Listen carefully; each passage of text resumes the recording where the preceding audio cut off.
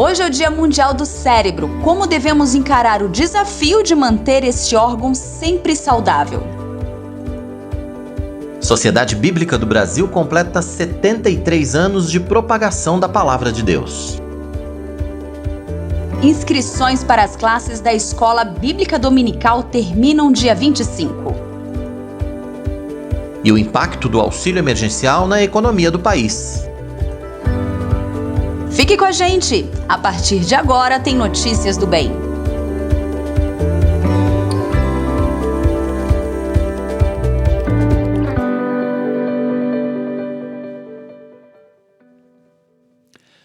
Olá, seja muito bem-vindo. Está começando mais um Notícias do Bem pela IPP-TV, a sua TV missionária. Hoje é quinta-feira, dia 22 de julho.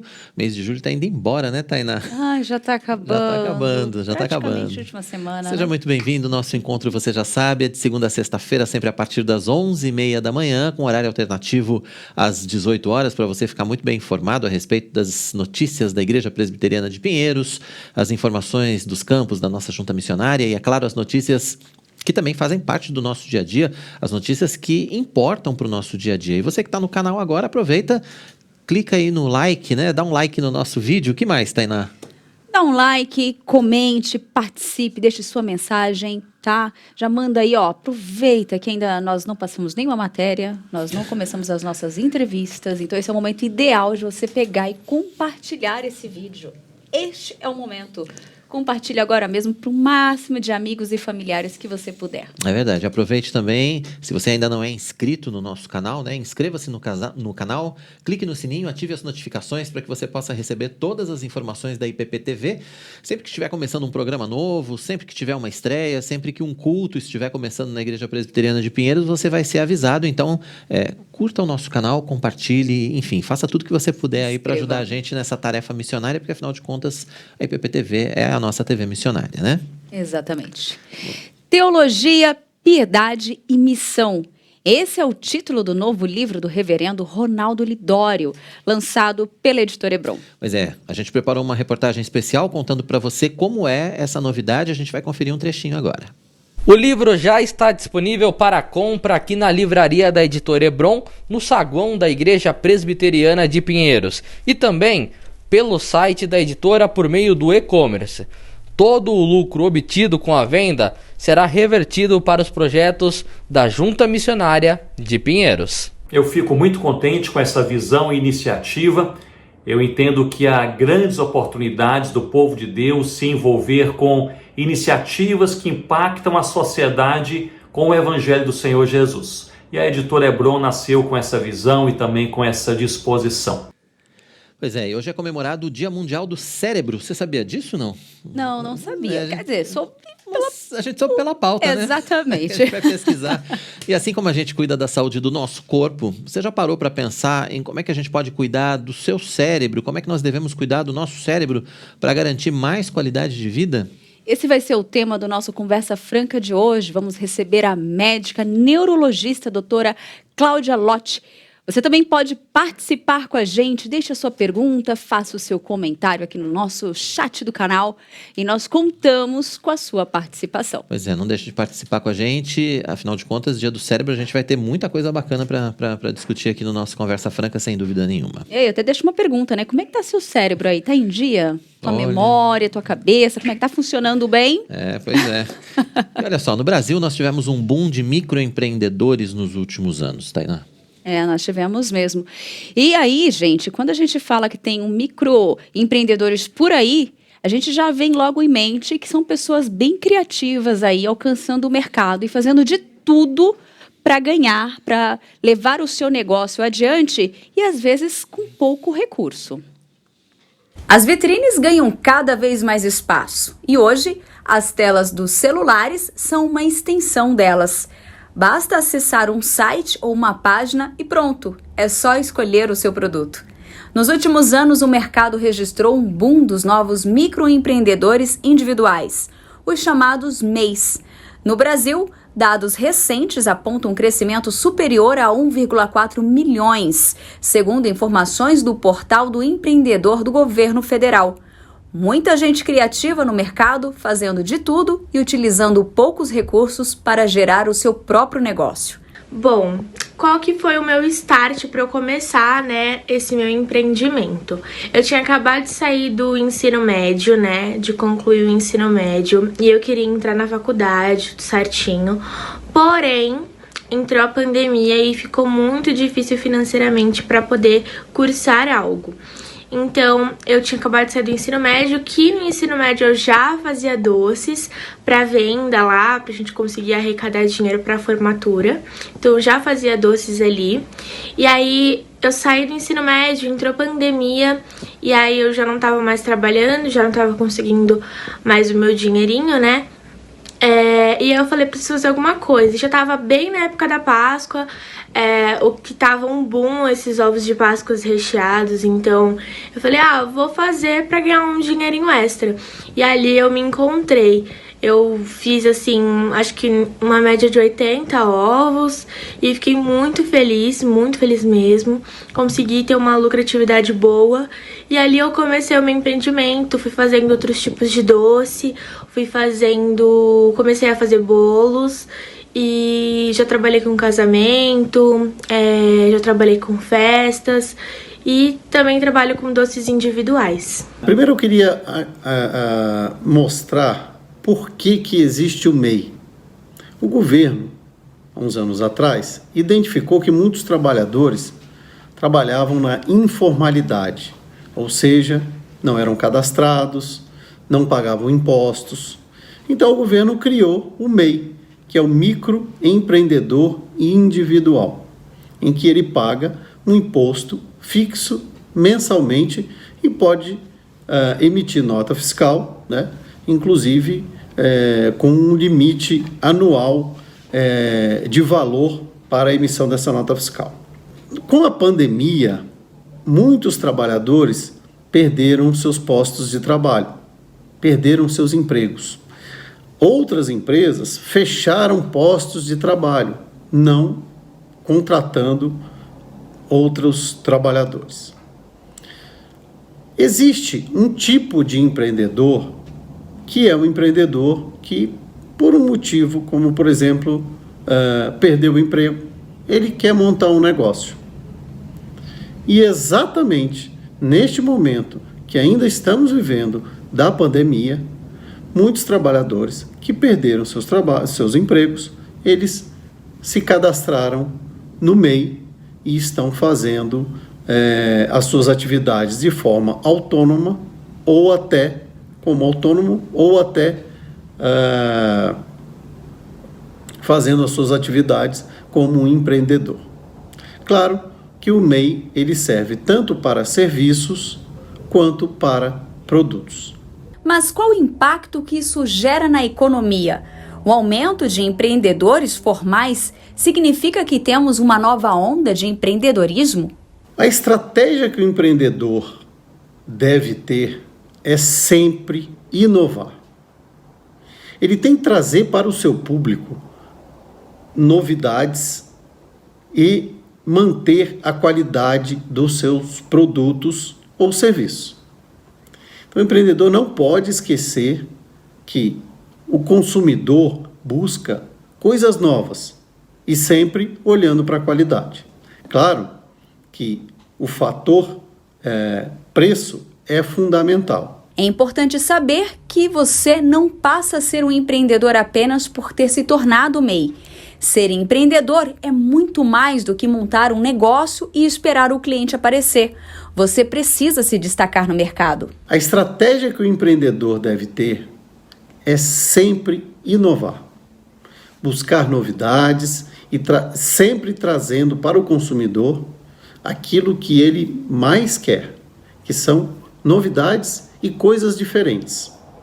Claro que ele não pode se esquecer de sempre ter não só as novidades, mas ter qualidade nos produtos e serviços que ele oferece. As vantagens de ser MEI são muitas. Eu acho que a principal é você ali ter um registro, né, com a prefeitura, você ter um registro das suas vendas, das suas compras, por exemplo, mas ali o MEI te ajuda tanto a comprar em atacado, a vender para grandes empresas, a trabalhar com mais profissionalismo. É isso que, sim, que eu acho que resume muito ser um microempresário. Além disso, eu vejo que um MEI acaba ajudando o outro. Por exemplo, o meu produtor de morango, que eu sempre compro, não tem como vir me trazer 1 ou 2 caixinhas, só em grande quantidade. E eu preciso de 1 ou 2 caixinhas para fazer um bolo. Então, eu vou aqui perto de casa, numa quitanda, que seja um MEI, por exemplo, um microempresário, e eu vou e compro esse morango para fazer o meu bolo. Então eu acabo ajudando ele e ele acaba me ajudando. Então é um ponto bem legal aí que não só nesse caso, em outros casos também, um MEI acaba ajudando o outro. Então, resumindo, o MEI ele te traz um registro e benefícios para a sua empresa, e também te ajuda na aposentadoria e em alguns outros benefícios para a sua empresa. Outro ponto fundamental é pensar na qualificação profissional. Isso vale para os novos e para quem já se aventura no empreendedorismo. O que aconteceu com o movimento dos consumidores? O momento de compra dos consumidores mudou de sair de casa para ir até um ponto de venda, um PDV que a gente chama no varejo, para poder comprar os seus produtos. E o que ele fez? Os seus pedidos todos praticamente por delivery. Então o delivery ele cresceu assustadoramente. Os apps de entrega cresceram muito. As empresas, tanto nacionais quanto as multinacionais, cresceram muito nesse momento de pandemia, porque as pessoas estavam buscando a conveniência, que era o produto vendido no ponto de venda, mas entregue na sua casa, já que ele não podia sair. Então, o que o empreendedor tem que fazer é manter essa conveniência para o seu consumidor, produzindo seus produtos e, claro, também oferecendo seus serviços, mas levando até em casa. Claro que alguns tipos de serviço você não precisa estar presencialmente, pode fazer por online. Agora, os produtos, não deixe de ter esse canal de venda que é através do delivery. Outra coisa, não deixe faltar o seu estoque, ou seja, mantenha o controle do seu estoque mínimo para que você mantenha a sua clientela cativa. A tendência é que o mercado de microempreendedores individuais continue crescendo. Essa perspectiva aponta também um aumento na concorrência e surgimento de novos talentos. Uma série de cursos gratuitos possibilita capacitação profissional em vários setores. Eu tenho trabalhado bastante com as redes sociais, também divulgação assim no WhatsApp, mas o que eu trabalho mais é o Instagram. E além disso, eu acho que nesse ramo o que dá mais certo é ali a divulgação boca a boca, vamos dizer. Que é quando a pessoa vai numa festa e tem lá um bolo, por exemplo, que eu fiz, e ela gosta daquele bolo, ela pergunta pra aniversariante ou a dona da festa: poxa, onde foi feito esse bolo? Então ela começa a me seguir e tudo mais. Eu tenho visto que tem dado certo, muito, muito certo mesmo. Às vezes a pessoa ganha, por exemplo, uma lembrancinha que alguém comprou, um bombom e tá lá o meu logo, e ela começa a me seguir, ela começa a ali ver os doces e ver que o produto é bom e quer comprar mais, vamos dizer. Então esse é o que tem dado mais certo que eu vejo. Mas o trabalho com o Instagram, divulgação, também é bem legal e também tem dado muito certo. Muita gente tem me conhecido através das redes sociais. Para muitos especialistas, com a diminuição de vagas de empregos formais, esse é um movimento sem volta. Se nós compararmos o Brasil com países mais desenvolvidos, nós temos aqui a CLT, que é a Consolidação das Leis do Trabalho, que exige que os empresários tenham que pagar muitos benefícios para o empregador. O que acontece? O empregador reduz a quantidade de aberturas de postos de trabalho, os produtos desse empregador ficam mais caros e isso faz com que ele venda menos, vendendo menos, ele cresce menos. Então, essa nova filosofia, né, tanto do empregador quanto do empregado, ela realmente veio para ficar.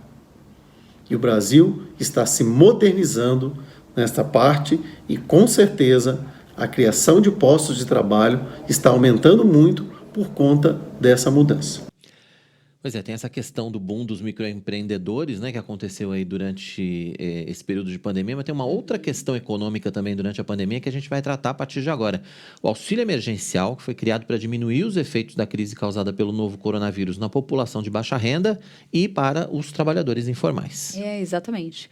O pagamento começou em abril do ano passado e em 2020 beneficiou 68 milhões de pessoas com 294 bilhões de reais, impedindo que o tombo do produto interno bruto fosse ainda maior. Pois é, para falar com a gente sobre essas questões de economia, a gente está recebendo o economista Rafael Dias, que é um dos nossos colunistas aqui no nosso Notícias do Bem. Rafael, seja muito bem-vindo, obrigado pela sua participação hoje ao vivo com a gente aqui, né? Olá, Rafael. Excelente, muito obrigado. Bom dia a todos, vocês me escutam bem? Tá alto e claro, tá ótimo. Eu queria comentar, Então, tá bom, a gente vai falar sobre essa questão do auxílio emergencial, mas a gente acabou de vir aí de uma matéria sobre boom de microempreendedores. O Brasil viveu realmente essa questão das microempresas crescendo muito e como nós ouvimos o Alberto falar, é uma tendência que deve continuar. Na sua opinião, isso também deve acontecer? Os microempreendedores devem crescer ainda mais nesse ano de 2021 em relação ao ano passado? Com certeza. Quando a gente olha uma conjuntura econômica como a brasileira, em especial nesse ano de pandemia, com todo o desemprego que está acontecendo, é normal parte da população economicamente ativa que perde o seu emprego formal migrar para outro tipo de renda. Então, esse momento, ou todo esse empreendedorismo que está acontecendo, ele não é só positivo para este momento onde as pessoas buscam ter uma boa qualidade de vida e manter a sua renda, mas também como para o futuro do Brasil. O empreendedorismo faz parte de qualquer nação, se quer ser grande, quer ser forte do ponto de vista econômico, o centro do empreendedorismo é super importante. Inclusive, muitas faculdades atualmente têm colocado empreendedorismo como uma matéria obrigatória. Para quê? Para realmente despertar isso no brasileiro, ter mais startups, né, que é o nome que a gente fala para as empresas um pouco mais estruturadas, mas também para o microempreendedor, para que ele consiga crescer. Exatamente. E é importante ter essa visão, eu acho que a partir de agora, os jovens já começarem a crescer com isso em mente também, né, Rafael? Porque é uma fase de criatividade, são pessoas muito criativas, estão sempre ali inovando, mas é bom estar associado também com essa visão também de negócios, né? Ter essa clareza também, né? Perfeito, concordo. É algo que a nossa cultura ainda precisa se desenvolver. Culturas mais avançadas do ponto de vista econômico, como a cultura americana, isso é muito comum. Muitas pessoas terminam a sua graduação do ensino médio e buscam talvez uma ou outra graduação aí já no nível superior, mas esse empreendedorismo, esse tino de negócio acontece muito forte, né? Por exemplo, muitas empresas que são chamadas as venture capitals, que a gente tem nos Estados Unidos, elas começam com ideias de pessoas jovens que querem fazer algo diferente. Então, é super importante para o jovem ter esse conceito, não obrigatoriamente buscar apenas ali as grandes multinacionais ou esse tipo de trabalho, mas algo que também faça sentido para a sua própria vocação. Isso, inclusive, é bíblico, né? Então, a gente buscar glorificar a Deus através do nosso trabalho, e isso pode ser feito tranquilamente através do empreendedorismo, mudando a nossa sociedade e trazendo uma nova perspectiva econômica para o Brasil. Então vamos falar então dessa questão do auxílio emergencial, que afinal de contas, né, é a nossa pauta, que a gente aproveitou, a gente não pode perder o embalo aqui, né? Exatamente. Mas nessa questão do auxílio emergencial, a gente viu o auxílio surgindo ano passado durante a pandemia, houve alguma expectativa de que ele não pudesse ser renovado esse ano ele acabou sendo renovado com valores bastante menores, mas de qualquer maneira, esse auxílio emergencial no ano passado ele foi fundamental para que o PIB não tivesse um tombo ainda maior e deve ter uma participação também efetiva, né? Um impacto efetivo na economia nesse ano. Você acredita nisso? Acredito. Na verdade, até para fazer uma rápida definição econômica, né? Por que existe esse auxílio emergencial? Porque, infelizmente, com todo esse problema da pandemia, as pessoas perdem os seus empregos e realmente perdem, às vezes, toda a sua renda. E quando isso acontece, na economia a gente chama isso de uma população economicamente vulnerável. O que é isso? Quem são essas pessoas que estão em vulnerabilidade econômica? Aquelas que têm zero renda ou uma parcela muito pequena de renda que ela possa se sustentar. Então, o que o governo fez nesses últimos anos, nesses últimos meses? Foi esse incentivo econômico.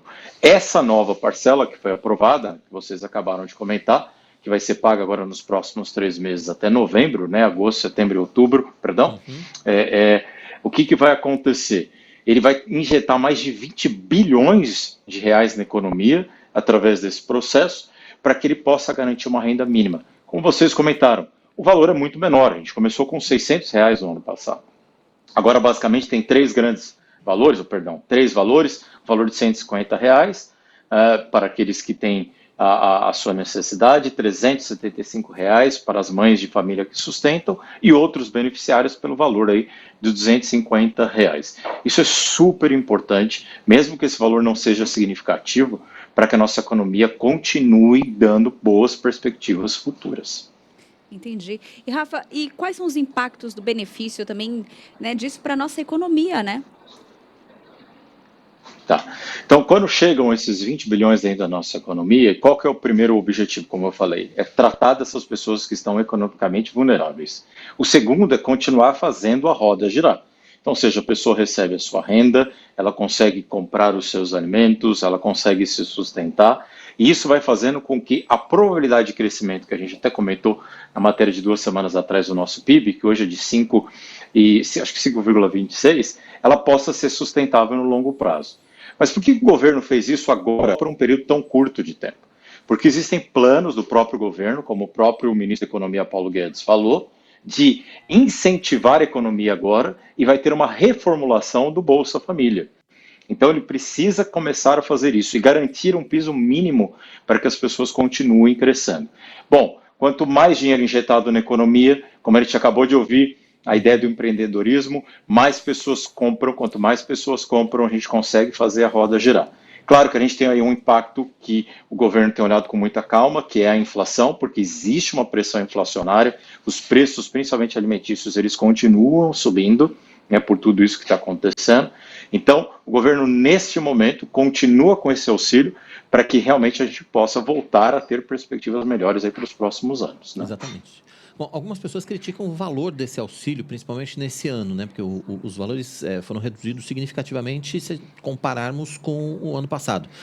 Mas mesmo assim, para quem não tem renda nenhuma, esses valores, ainda que para nós pareçam muito, muito baixos ou muito pouco, eles acabam sendo fundamentais para manter pelo menos o sustento dessas pessoas. E tem uma outra questão também, que é o impacto disso no orçamento do governo federal. Quer dizer, esse dinheiro tem que sair de algum lugar, e o governo não tem fábrica de dinheiro também, Exatamente. Até para que, usando até um conceito econômico como você colocou, o governo não pode emitir, ou criar este caixa e continuar fortalecendo ou fazendo com que a inflação cresça no nosso país. Então, a renda é pequena, sem dúvida nenhuma, R$600, hoje a gente está falando de 150, 250, R$375, mas como você comentou, é melhor ter alguma coisa no bolso do que não ter nada. Vamos pegar um pouquinho o exemplo do que a gente está fazendo como igreja, que é toda a parte das cestas básicas que estão sendo feitas. Se cada cesta básica hoje custa R$40,90, você tem que imaginar que pelo menos com R$150 ou no topo R$375, as pessoas consigam se alimentar. E isso é super importante, para que elas tenham as suas necessidades básicas no mínimo atendidas.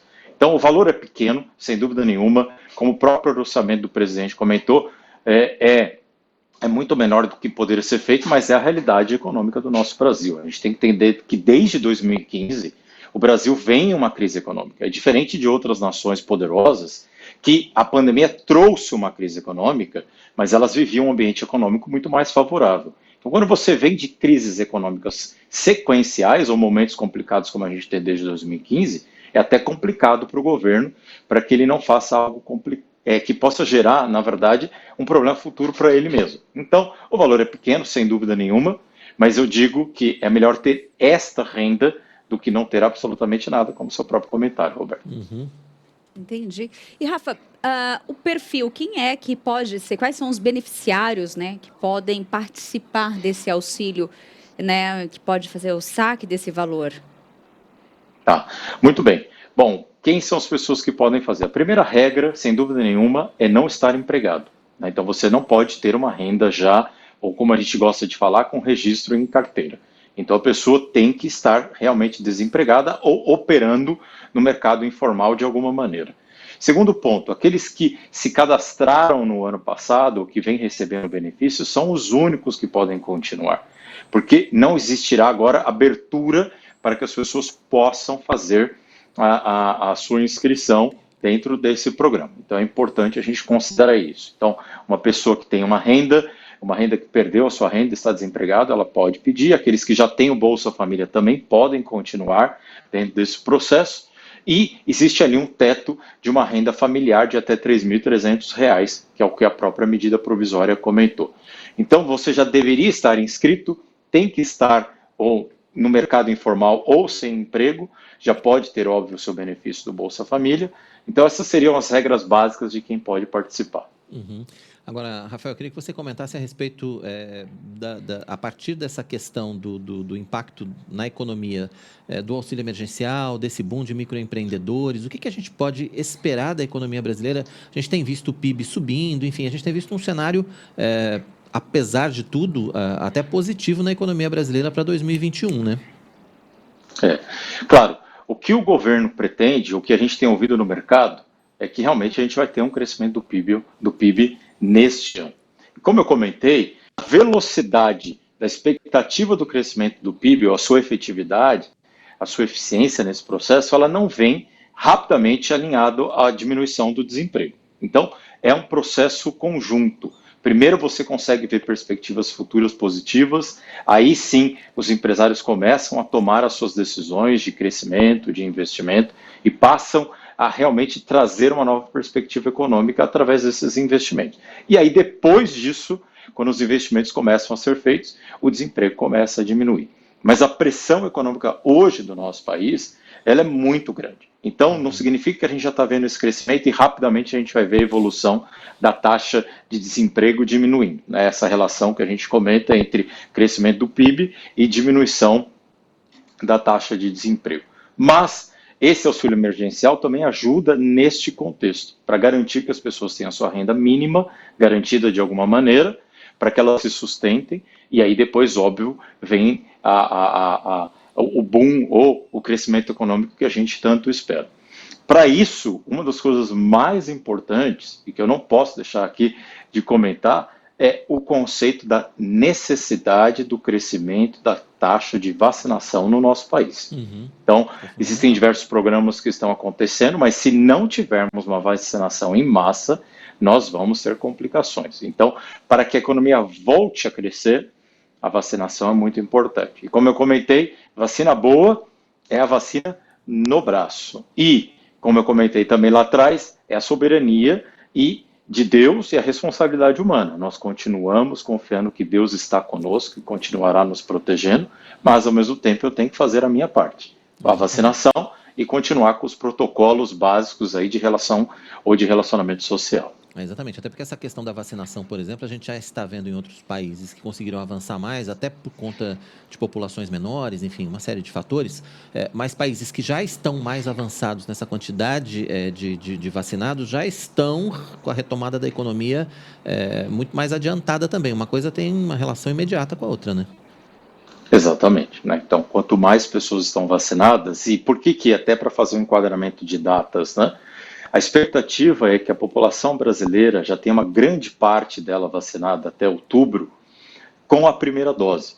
Isso já dá um nível de segurança diferente para a nossa maneira de operar como economia. Por isso que o governo colocou essa data, mais ou menos com essa expectativa de vacinação da primeira fase, da primeira dose, e com isso a gente consiga ter já no terceiro trimestre uma evolução e trazer um pouco dessa perspectiva econômica que hoje está em belas apresentações ou em relatórios, a realidade brasileira. Tá certo. Rafael Dias, economista, participando com a gente aqui ao vivo no Notícias do Bem, ele que é nosso colunista de economia. Obrigado, Rafael, pela sua participação com a gente aqui hoje, pelo seu tempo, e a gente espera você na semana que vem com a sua coluna, né? Afinal de contas, a sua coluna já faz parte aqui do nosso editorial. Obrigado, viu, Rafa? Legal, um forte abraço, Deus abençoe a todos. Tá certo, muito obrigado. E agora, já que nós tivemos uma pequena previsão de uma melhora aí na economia, agora nós vamos também saber como fica o tempo, né? Nossa previsão do tempo aqui para nossa sexta-feira com Lídia Dickel. Sexta-feira com pouca chuva pelo Brasil. No Sudeste, as temperaturas começam a subir. Em São Paulo, dia de sol com nuvens e névoa ao amanhecer. À noite, com poucas nuvens. As temperaturas seguem baixas, mínima de 11 e máxima de 24 graus.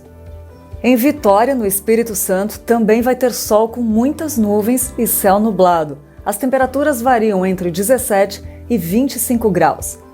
Uruguaiana, no Rio Grande do Sul, vai ter sol o dia todo, com céu claro e noite de tempo aberto, a mínima de 11 e a máxima de 25 graus.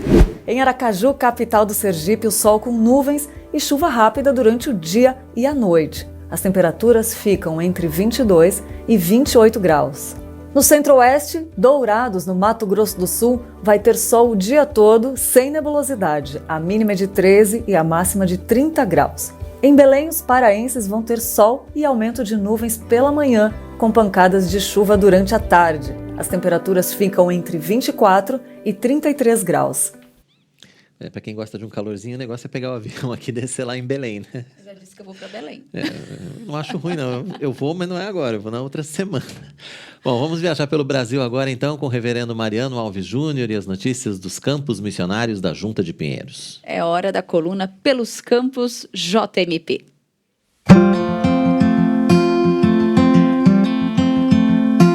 Olá, graça e paz a todos vocês que acompanham a IPP-TV e toda a sua programação missionária. Hoje o pastor Mariano está aqui pelos campos da JMP, na cidade de Olímpia. Estamos aqui, olha, no novo templo que está já finalizando os acabamentos para a inauguração que vai acontecer no próximo dia 7 de agosto.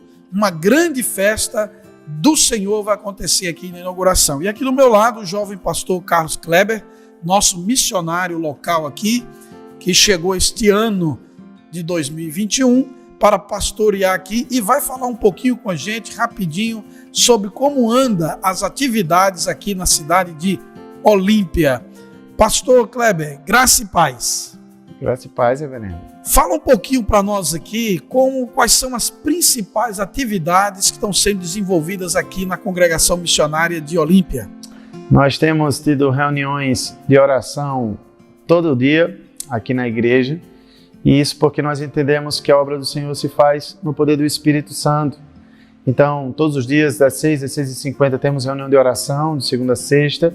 Na quarta-feira temos nossa reunião de oração e estudo bíblico. Aos sábados nós temos a reunião dos jovens, e no domingo, culto pela manhã às 9 e às 19, mas também pela manhã às 10h15, escola bíblica dominical. Além disso, temos procurado, reverendo, visitar colégio, hospitais, e temos procurado anunciar a palavra do Senhor sempre que temos oportunidade. O Senhor tem sido generoso, gracioso, temos recebido visitantes, o Senhor tem aberto portas para nós nesse lugar.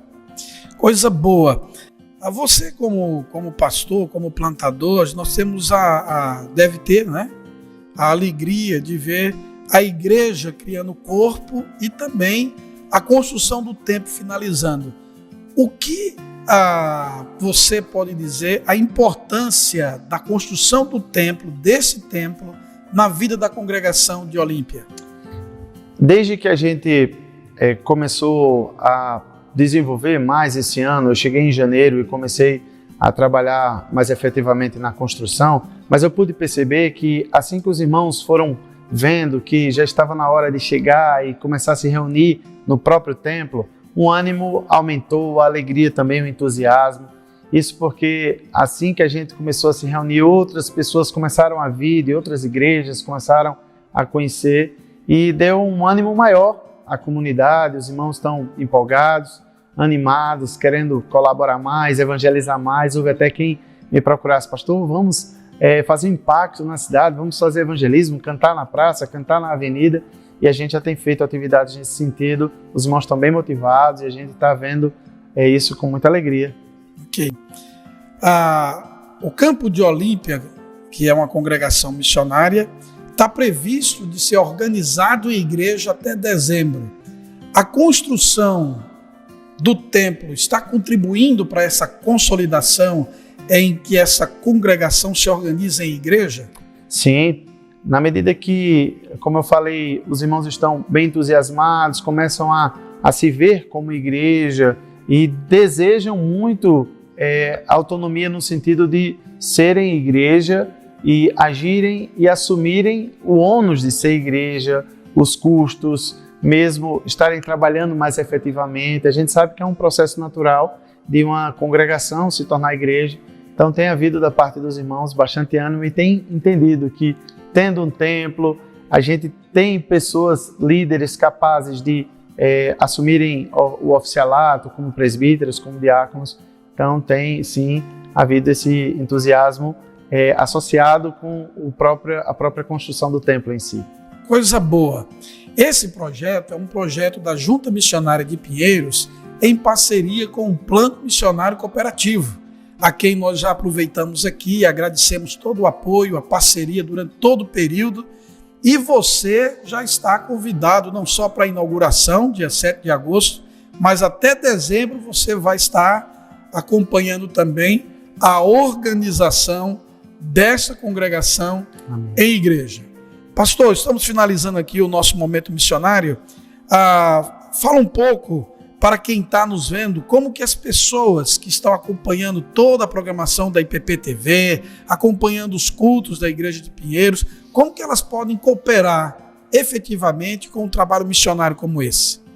Então, primeiramente a gente pede que vocês orem por nós, para que Deus nos dê o poder do seu Espírito para anunciar a palavra com ousadia, que as pessoas que têm recebido convite para congregar com a gente, para visitar, recebido folhetos, também o Espírito de Deus possa trabalhar no coração delas, que as nossas obras de impacto alcancem corações, mas se Deus também, reverendo, colocar no seu coração o desejo de contribuir financeiramente, há etapas que precisam ser finalizadas em relação ao templo, e você pode também contribuir enviando uma oferta para a Junta Missionária de Pinheiros, e eles saberão destinar para a obra aqui em Olímpia. Então que Deus te guie e o Espírito de Deus te conduza em tudo isso, mas não esquece de orar para que Deus faça um mover especial aqui, avivando os corações e convertendo aqueles que o Senhor deseja para a glória dele. Coisa boa. Pastor, um forte abraço, Deus abençoe o teu trabalho, da sua família aqui em Olímpia, a todos os irmãos da congregação, a todos que são nossos parceiros. Lembrando sempre disso, você pode ser um parceiro em missão, orando, contribuindo, divulgando e indo, tá bom? Um forte abraço do pastor Mariano, do pastor Kleber, a todos vocês e até o próximo momento missionário. Tchau, tchau. Pois é, dia 7 de agosto, então, tem a inauguração lá em Olímpia, né? Você vai acompanhar tudo aqui, é claro, no nosso Notícias do Bem. E agora, a Lídia Dica, eu tenho um recado muito especial pra gente. A Escola Bíblica Dominical é uma agência do ensino do Reino de Deus. Frequentar essa escola deve ser uma prioridade de todo cristão.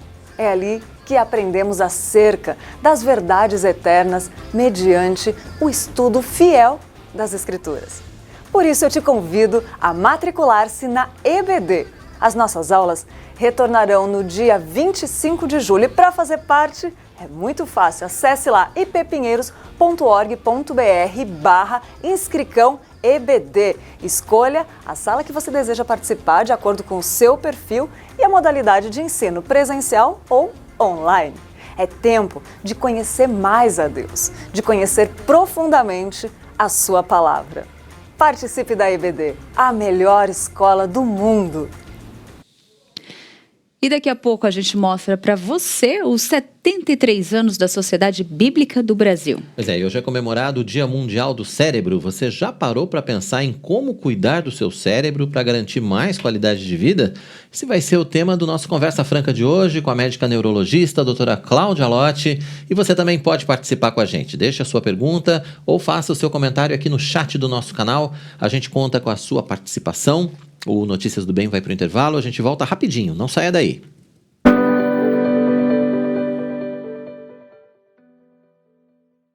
O Manhã IPP já faz parte da nossa vida, com entrevistas que apresentam com fidelidade a palavra de Deus e nos encorajam diante de todas as situações. Você não pode perder o que a gente tem preparado para você com todo amor e carinho. Hernandes Dias Lopes, Jonas Madureira, Estênio Márcios, Júlio Filho e muita gente boa já passou por aqui compartilhando seu amor por Jesus. Prontos para maratonar? Acesse youtube.com/IPPplay e escolha a playlist do Manhã IPP. IPP Play, o conteúdo da IPP-TV disponível para você. Qual é o seu programa preferido na IPP-TV? No IPP Play, você encontra toda a nossa programação em playlists exclusivas para você maratonar quando e onde quiser. Manhã IPP. Você não pode perder o que a gente tem preparado para você com todo amor e carinho.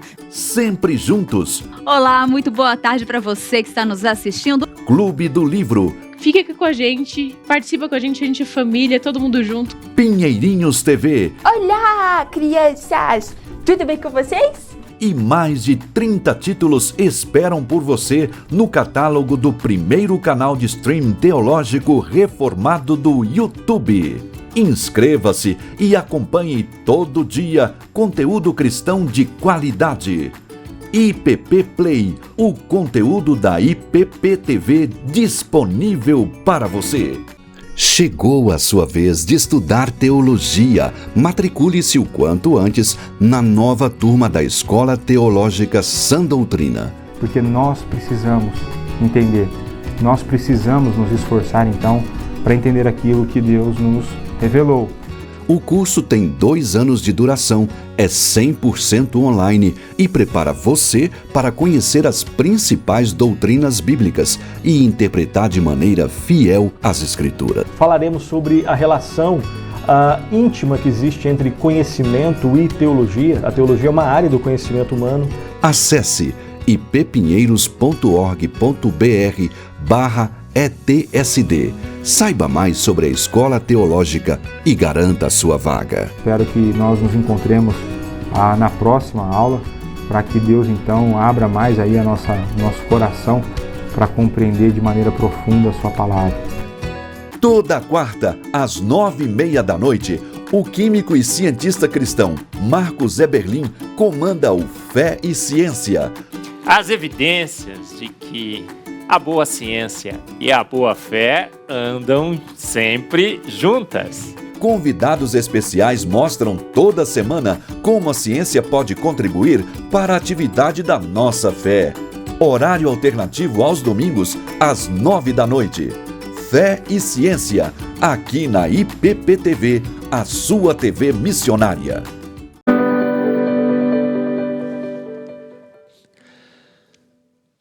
Estamos de volta com o seu Notícias do Bem. Você já sabe, a gente tem compromisso marcado aqui na IPP-TV, a sua TV missionária, de segunda a sexta-feira, sempre a partir das 11:30 da manhã, com horário alternativo às 18 horas. Se você não pode assistir às 11:30, assista a gente a partir das 6 da tarde. Aproveita, assista a gente às 11:30 e aí depois você compartilha o link. Exatamente. Para que você possa assistir com a família, para que seus amigos também possam ficar por dentro de todas as nossas informações. Isso mesmo. E não esqueça de compartilhar, claro que nós já falamos aqui.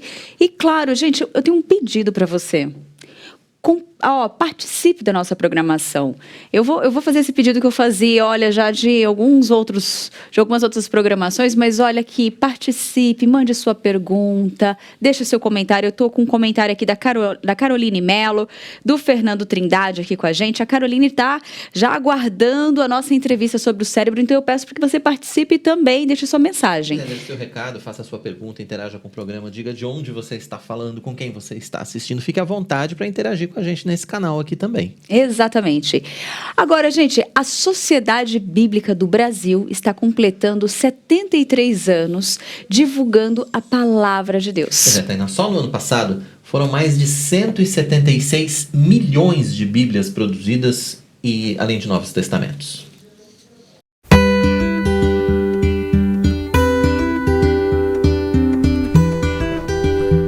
No versículo 105 do Salmo 119, diz assim: Lâmpada para os meus pés é a tua palavra, ela é luz para os meus caminhos. Para alcançar cada vez mais pessoas com essas verdades, a Sociedade Bíblica do Brasil vem traduzindo, imprimindo e distribuindo a Palavra de Deus há mais de 73 anos. Fruto das Sociedades Bíblicas Unidas e fundada em 1948 no Rio de Janeiro, a SBB é uma organização sem fins lucrativos. Busca promover a difusão da Bíblia e sua mensagem como instrumento de transformação.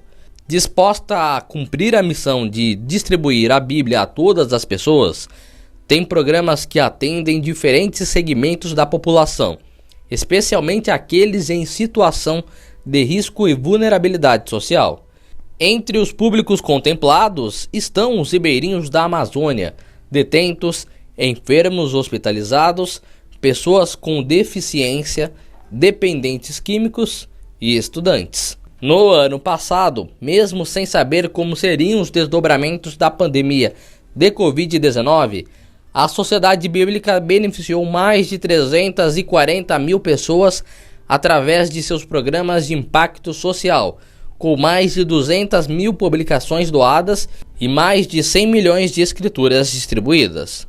Celebrar o aniversário da Sociedade Bíblica é algo muito especial. Esse ano completamos 73 anos de existência como organização nacional. Se a gente olha lá para trás, as dificuldades que havia de conseguir Bíblias, de publicar Bíblias. Lembre, 1948 foi logo depois da Segunda Guerra Mundial. Não tinha papel, não tinha imprensa aqui no Brasil capaz de fazer as Bíblias necessárias. Tudo tão difícil, as igrejas pequenas.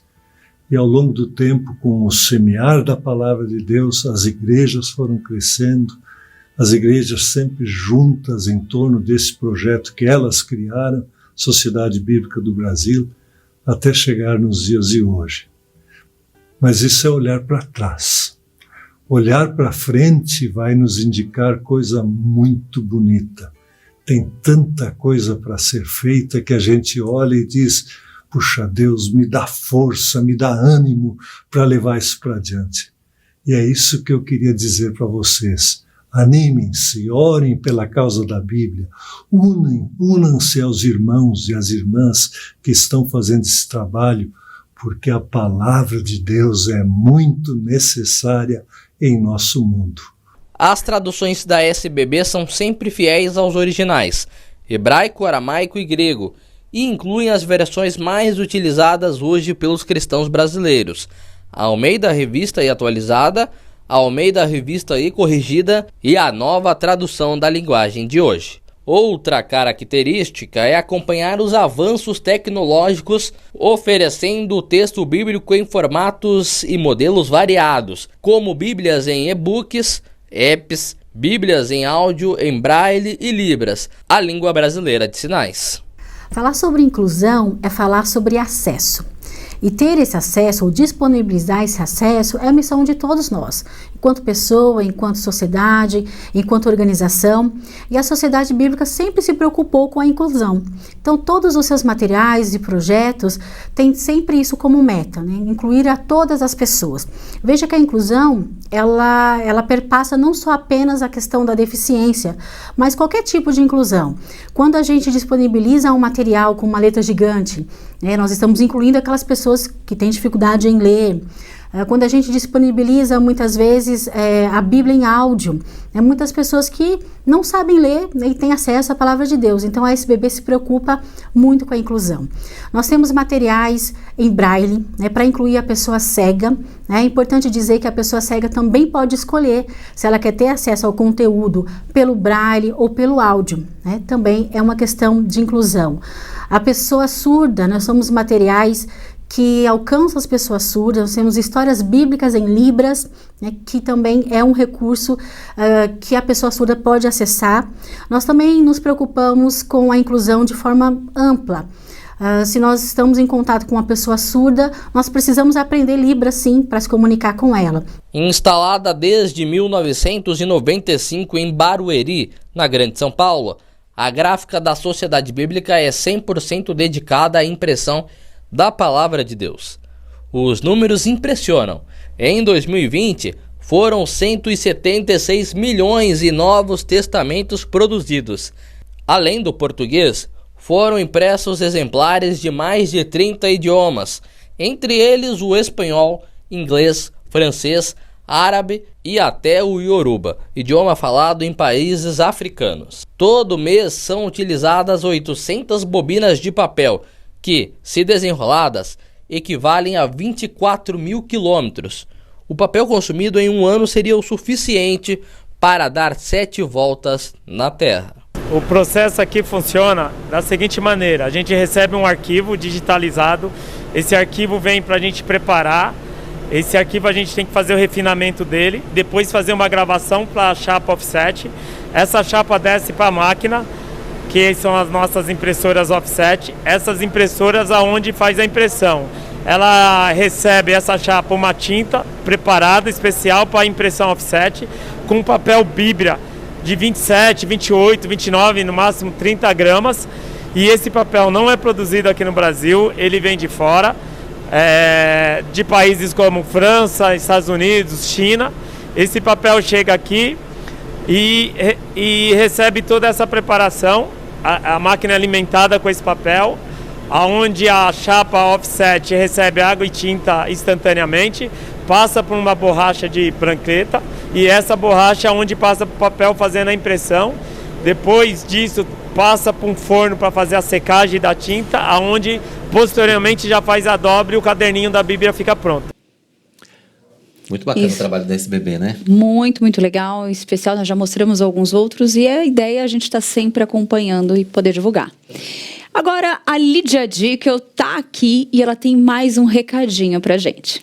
Agora eu quero apresentar para você algo que pode realmente transformar ou dar um novo visual para o seu ambiente. Uma das coisas que nos ajudam a ter um conforto é estar em um ambiente aconchegante, bonito e confortável. Por isso, as tintas da Qualivinil são indispensáveis se você está precisando remodelar o ambiente onde você trabalha, onde você mora ou desenvolve coisas novas, né? Além de produzir tintas da melhor qualidade, a Qualivinil pode ser encontrada muito fácil em uma loja pertinho da sua casa ou no próprio site qualivinil.com.br. Então, nossa dica de hoje para você se inspirar, para você transformar, para você decorar, use Qualivinil. O medo da morte e suas implicações vão ser tratados no culto Impacto deste sábado, a partir das 6h30 da noite, aqui na Igreja Presbiteriana de Pinheiros. A programação é promovida pela nossa UMP e quem fala com a gente sobre esse culto e sobre o tema desse culto é o reverendo Robert Mota, pastor da Igreja Presbiteriana da Lapa, que vai trazer a mensagem nesse culto e já está com a gente ao vivo aqui no nosso Notícias do Bem. Pastor Robert, obrigado pelo seu tempo aí, participar com a gente do nosso programa. É um prazer recebê-lo aqui. Olá. Olá, muito obrigado, meus irmãos. É uma alegria poder estar com vocês também, compartilhando um pouquinho daquilo que vai ser falado, né, no próximo sábado, com os nossos irmãos que estarão presentes. Mas a gente vai fazer um spoiler aqui do culto Impacto, depois os meninos da UMP vão ficar bravos com a gente. Mas enfim, antes da gente falar do culto, eu queria que o senhor falasse a respeito desse tema, quer dizer, o medo da morte e as suas implicações. Isso é algo que faz parte da nossa vida em maior ou menor escala, dependendo da situação, acho que nós estamos vivendo, mas nesse momento de exceção, nesse momento de pandemia, me parece que isso ficou muito mais presente, né? Essa ansiedade passou a fazer parte de maneira muito mais efetiva da vida de todo mundo, né, pastor? Sem dúvida, Roberto. O ser humano não recebeu a vida para desejar a morte, né? Ele recebeu a vida para desejar vivê-la, né, na sua intensidade. Mas a morte, ela está presente, né? A Escritura revela para nós que desde Gênesis capítulo 3, na desobediência de Adão, então a morte adentrou e ela passou a fazer parte de nós. Mas esse medo da morte se dá quando nós estamos frente a essa ameaça e nós não nos sentimos preparados para ela. Então a gente acaba se desesperando, né? E as pessoas acabam não sabendo lidar com essa intrusa, né? Uhum. E, reverendo, assim, quando a gente fala desse tema, é o que o senhor mesmo disse, né? Nós não temos relatos específicos de como então é algo que ainda não se tem como explicar, não se tem como falar o que seria. Mas as Escrituras, elas nos dão muita esperança, né? Após a morte, né? E como que a gente, então, deve estar pautado em vida ainda, né, com relação a esse tema? Como que nós devemos estar nos preparando ali para buscar essa paz quanto a esse tema, pastor? Eu não posso dar todo o spoiler aqui, mas já convidar... Já aproveita e faz a pregação. Não, vou aproveitar e dizer como nós vamos trabalhar. Boa. Ótimo. A gente vai olhar um pouquinho para a origem da morte. A gente precisa entender um pouco dessa origem, como ela se deu, por que ela está presente entre nós e nós podemos considerá-la como intrusa, né? Depois, a gente precisa entender um pouquinho sobre o medo e discernir o problema que é o medo. Discernindo o problema do medo, entendendo a sua origem, a gente começa a buscar realinhar a nossa perspectiva bíblica e teológica. Porque muitas das vezes o medo ele se faz presente porque a nossa perspectiva quanto à eternidade ela é limitada. Ela tem uma hermenêutica vazia de sentido. Uhum. Né? Por mais que nós saibamos que há vida após a morte, no sentido de estarmos com Cristo, como Paulo diz, que é infinitamente melhor, nós, enquanto aqui vivemos, não paramos para desejar a eternidade na nossa caminhada. A Escritura diz que nós temos que caminhar pensando e buscando as coisas do alto, né? Esse que deve ser o desejo do cristão, que agora é regenerado em Cristo Jesus. Mas como muitas vezes a nossa visão bíblica, teológica, a nossa hermenêutica não é tão clara, nós então temos as dificuldades, e essas dificuldades vão gerar então medo. Então, realinhando a nossa perspectiva bíblica e teológica, nós vamos caminhar para a esperança. Então, qual é a esperança frente à ameaça da morte? A Escritura tem diversas passagens que vai nos alertar quanto àquilo que nós devemos aguardar, esperar nessa peregrinação, almejando viver eternamente com o nosso Senhor e Salvador Jesus Cristo. Agora, pastor, então a gente vai caminhar nessa direção. Boa. Agora, pastor, falar isso para um público jovem, numa linguagem acessível, também é um desafio, né? Sem dúvida, porque, veja, o jovem, ele é cheio de vitalidade, né? Ele quer curtir a sua vida da melhor maneira possível, e ele tem seus sonhos, seus projetos, né? E ele não pensa numa ameaça, ele pensa em viver a vida, né, de forma a usufruir de tudo que ela traz de benefício. Né? Então o jovem ele não pensa efetivamente na morte. Mas por conta da pandemia a gente percebeu que no primeiro momento, né, os jovens estavam tirados dessa estatística, né, da morte por conta do vírus, né, estava mais para os idosos. Mas depois, por conta dessas mudanças, né, nas mutações do vírus, esse vírus começou a chegar na vida dos jovens. Então essa ameaça se tornou agora uma realidade, né? Não era algo tão distante, ela passou a se tornar uma realidade. E o jovem começou a se ver aí tendo que se despedir, muitas das vezes, dos seus amigos, seus entes queridos, né? E isso começa a trazer uma preocupação exagerada por parte deles, que tinham uma perspectiva de vida diferente, né? De alguém que já tem uma certa idade e sabe que está mais próximo da morte. Então, pensar nisso e trazer isso para os jovens não é tão simples, mas é necessário, porque a Escritura tem respostas, independente das faixas etárias, ela tem resposta para o coração do homem como um todo.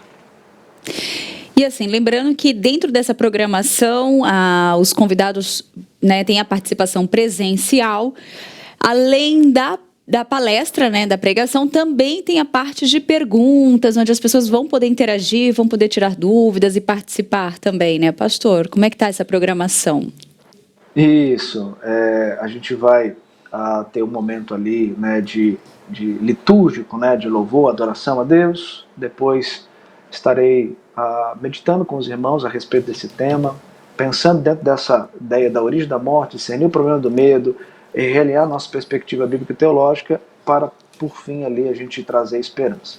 Terminado ali, então os irmãos podem fazer perguntas, né, os entrevistadores vão estar lá para nos ajudar a pensar a respeito daquilo que for exposto ali, né, e a gente tentar trazer clareza naquilo que ficou com dúvida ou ampliar um pouco mais dentro de um pensamento que a gente talvez não tinha em mente, né? Certo, agora, esses temas polêmicos, eles acabam mexendo com a plateia e os jovens gostam dessa pegada mais polêmica, né, pastor? São temas mais difíceis de ser abordados, o senhor acredita? Numa pregação, num púlpito, falar a respeito das consequências ou das implicações da morte? Sim, é um pouco mais complicado porque falar sobre isso é importante, de fato, você olhar para toda a Escritura. No sermão a gente pega um texto e traz a exposição daquele texto.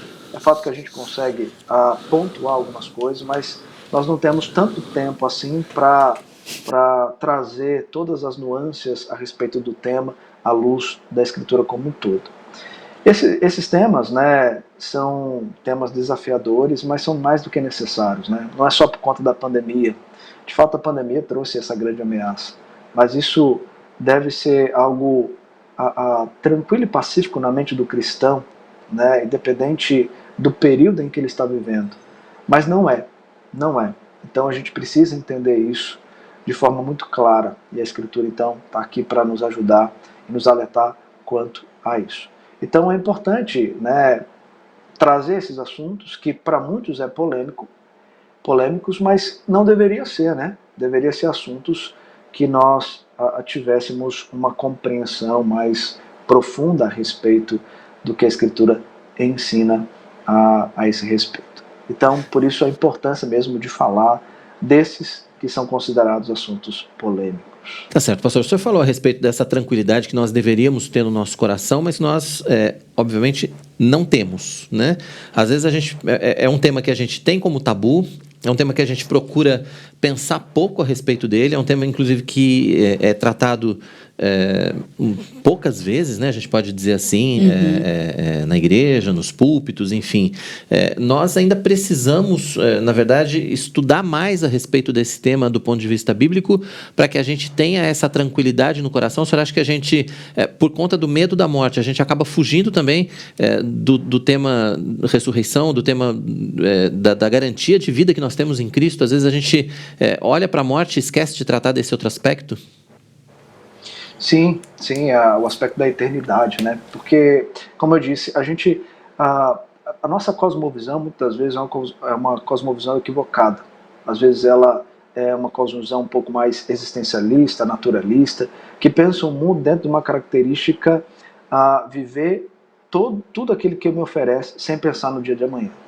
Mas a própria Escritura diz que nós não pertencemos a nós mesmos, nós somos do Senhor. Romanos vai ensinar isso para nós.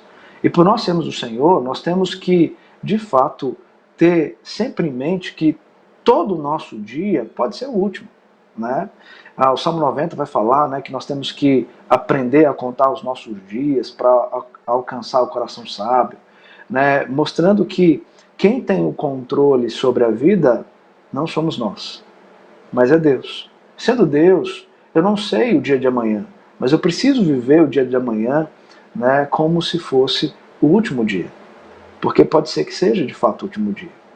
Mas a gente não quer pensar nisso, a gente quer pensar nos nossos projetos, nos nossos sonhos, naquilo que construímos, naquilo que queremos construir. Os solteiros querem casar, querem ter filhos, querem ter profissão, querem terminar a faculdade e pensam limitadamente dentro desse escopo, esquecendo de olhar para a vida como uma vida em Cristo pertencendo a Ele e não a nós mesmos. E pode ser que Ele nos chame a qualquer momento, seja assim da vontade dEle. Então, é importante a gente sempre olhar a vida cristã dentro dessa urgência, né, de que pode ser que o nosso dia esteja mais perto que nós desejamos. E, pastor, quando você vai ali zapear, né, pelo Instagram da página do Impacto, onde é o canal de comunicação do evento, onde acho que o meio onde eles encontram para divulgar, até fica depois a dica para até divulgar, para quem quiser conhecer, pegar datas e participar, lá tem todo o calendário, né, a programação completa. Lá está falando que tem formas da gente superar o medo da morte. Então, assim, só para deixar aquela vontade ali para quem está assistindo, no final desse encontro de sábado, é possível, então, no final da palavra ali, ter isso mesmo, a gente conseguir sair de lá com essa paz no coração e acabar com esse medo da morte, pastor? Sim, se a gente tiver a perspectiva correta, na eternidade a gente vai conseguir de fato ter esse coração realinhado dentro de uma cosmovisão mais clara e correta que nós temos que ter durante a nossa caminhada de fé aqui na Terra, né? Então, como a Escritura vai trazer diversas palavras de esperança para nós, né? Nós estamos correndo a carreira que nos está proposta, olhando para o autor e consumador da fé. Existe uma coroa que está reservada e nós vamos chegar até lá, porque a garantia que nós temos é o Espírito que habita em nós, e por isso que ele vai nos preservar até chegarmos lá. E quando chegarmos lá, nós vamos receber a coroa da vida, né? A Escritura fala desse bom combate que nós temos que combater e chegar no final e demonstrar que de fato nós fizemos essa missão de combater a causa de Cristo e chegar lá no final com alegria, né? Sabendo que de fato nós estamos adentrando aonde nós não teremos mais sofrimento, dor, angústia, onde o nosso corpo mortal não vai sofrer as consequências do pecado e que a nossa alma imortal vai agora desfrutar dos benefícios da eternidade, onde a Escritura diz que o Senhor Jesus vai enxugar dos nossos olhos todas as lágrimas, onde nós vamos ouvir no grande julgamento: vinde benditos do meu Pai, entrai pelas portas do reino que vos está preparado. Então, há diversas palavras, né, de alegria. E nós vamos olhar, inclusive, também para Paulo, para entender como Paulo pôde chegar diante de todo o sofrimento que ele viveu, das perseguições, das prisões, e dizer que estar com Cristo é infinitamente melhor. Né? Porque ele teve essa perspectiva, porque nós temos que também ter essa perspectiva. Então, sim, nós poderemos sair de lá com uma cosmovisão mais clara e correta sobre a eternidade. Bem, Reverendo Robert Mota, pastor da Igreja Presbiteriana da Lapa, participando com a gente ao vivo aqui no nosso Notícias do Bem. Pastor, obrigado pelo seu tempo, obrigado por participar com a gente e um bom culto aí. Vai ser sábado, então, 18h30, o culto Impacto. Se alguém tiver alguma dúvida em relação ao jeito que escreve, é assim mesmo, é Impacto, porque é in de contrário de out, não é... tem um duplo sentido aí, mas é impacto com N mesmo. É verdade. Pastor, obrigado pela sua participação com a gente. Um bom culto. Deus abençoe seu ministério sempre. Obrigado, pastor. Roberto. Obrigado, Tainá, por esse tempo, divulgar essa programação. Então, participe conosco. Um grande abraço a todos. Amém, tá certo. Bom, culto Impacto, então, nesse sábado, 18h30, programação promovida pela nossa UMP. Você que é jovem ou não, também pode participar do culto. Não tem problema não. É promovido pela OMP, mas não tem limite de idade, né, Tainá? Está convidado, pode participar. E você tem informações também nas redes sociais, no Instagram, que é @impacto_n. Vai lá na página, tem um calendário, tem tudo. Mande mensagem se tiver alguma dúvida e participe. Agora, a Lídia Dica traz mais um recado pra gente. Ser um missionário na internet é bom demais, mas melhor ainda é poder evangelizar as pessoas que estão à sua volta. Um vizinho, um colega de trabalho, um familiar. E foi pensando nisso que a nossa editora e livraria Hebron resolveu disponibilizar Bíblias a preço de custo, é isso mesmo. Uma caixa com 32 Bíblias custa apenas R$ 249,90 e tem frete grátis para todo o Brasil. Essa é uma forma que a sua editora missionária encontrou de te ajudar a fazer aquilo para que você foi chamado. Propagar a palavra de Deus. É muito fácil conseguir essa caixa de Bíblias por apenas R$ 249,90. É só acessar o site editoraebron.com.br. Muito fácil. Compra já a sua caixa de Bíblias, frete grátis para todo o país. E evangelize. Faça aquilo o que você foi chamado a fazer. Editora Hebron, uma editora missionária. Daqui a pouco a gente vai falar sobre o mais novo lançamento da nossa editora Hebron, o livro Teologia, Piedade e Missão, do reverendo Ronaldo Lidório. E hoje é comemorado o Dia Mundial do Cérebro. Você já parou para pensar em como cuidar do seu cérebro para garantir mais qualidade de vida? Este vai ser o tema da nossa conversa franca de hoje com a médica neurologista doutora Cláudia Lotti. E você também pode participar. Deixe a sua pergunta ou faça seu comentário aqui no nosso chat. Contamos com a sua participação. Vamos para o intervalo e voltamos já já.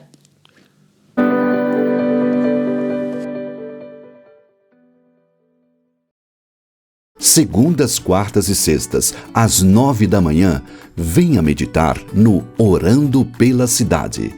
Participe desse momento de encontro com o Pai e clamor pelos problemas que afetam nossas cidades. Orando pela Cidade, aqui na IPP-TV, a sua TV missionária. Vocês pediram e nós atendemos.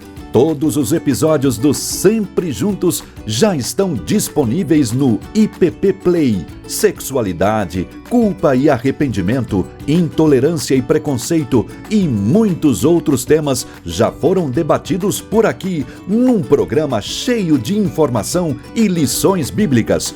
Prontos para maratonar? Acesse youtube.com/IPPplay e escolha a playlist do Sempre Juntos. IPP Play, o conteúdo da IPP-TV disponível para você. De segunda a sexta, às 7 da manhã, a criançada tem espaço na IPP-TV. Diversão, histórias e muitas lições para a vida dos nossos pequeninos no Pinheirinhos TV. E aos sábados, 7 da manhã, tem sempre a estreia de um novo programa da temporada. Eu quero ver você por aí, hein? Pinheirinhos TV, aqui na IPP-TV, a sua TV missionária. De segunda a sexta, às 9h30 da manhã, tem Vida Devocional, com meditações preciosas na Palavra de Deus. Pastores e seminaristas trazem lições da Bíblia e aplicações práticas para a nossa vida.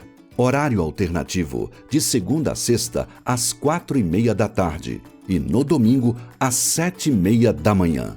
Vida Devocional, aqui na IPP-TV, a sua TV missionária.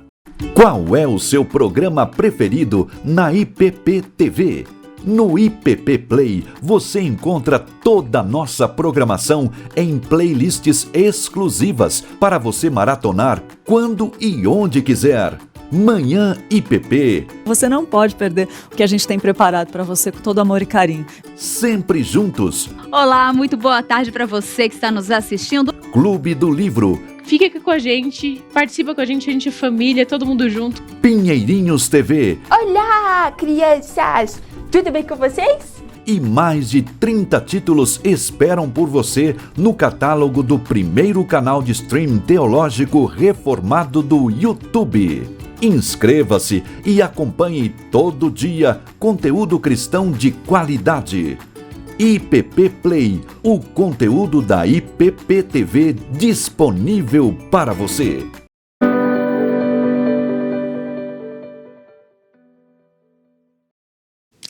Notícias do Bem está de volta? Que bom que você continua com a gente.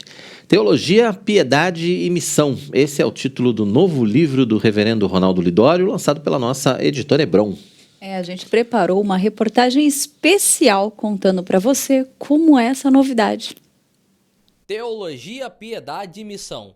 Este é o título do novo livro do reverendo Ronaldo Lidório, que foi lançado pela editora Hebron da Igreja Presbiteriana de Pinheiros. A obra apresenta a influência de Gilbertus Voitius na missiologia e plantio de igrejas na Holanda no século XVII. Voitius também foi responsável por influenciar gerações ao promover a conciliação da teologia com a piedade, da fé com a missão e da soberania de Deus com a redenção humana. Gilbertus Voitius, apesar de pouco conhecido no Brasil, foi um dos mais influentes teólogos reformados na Holanda do século XVII.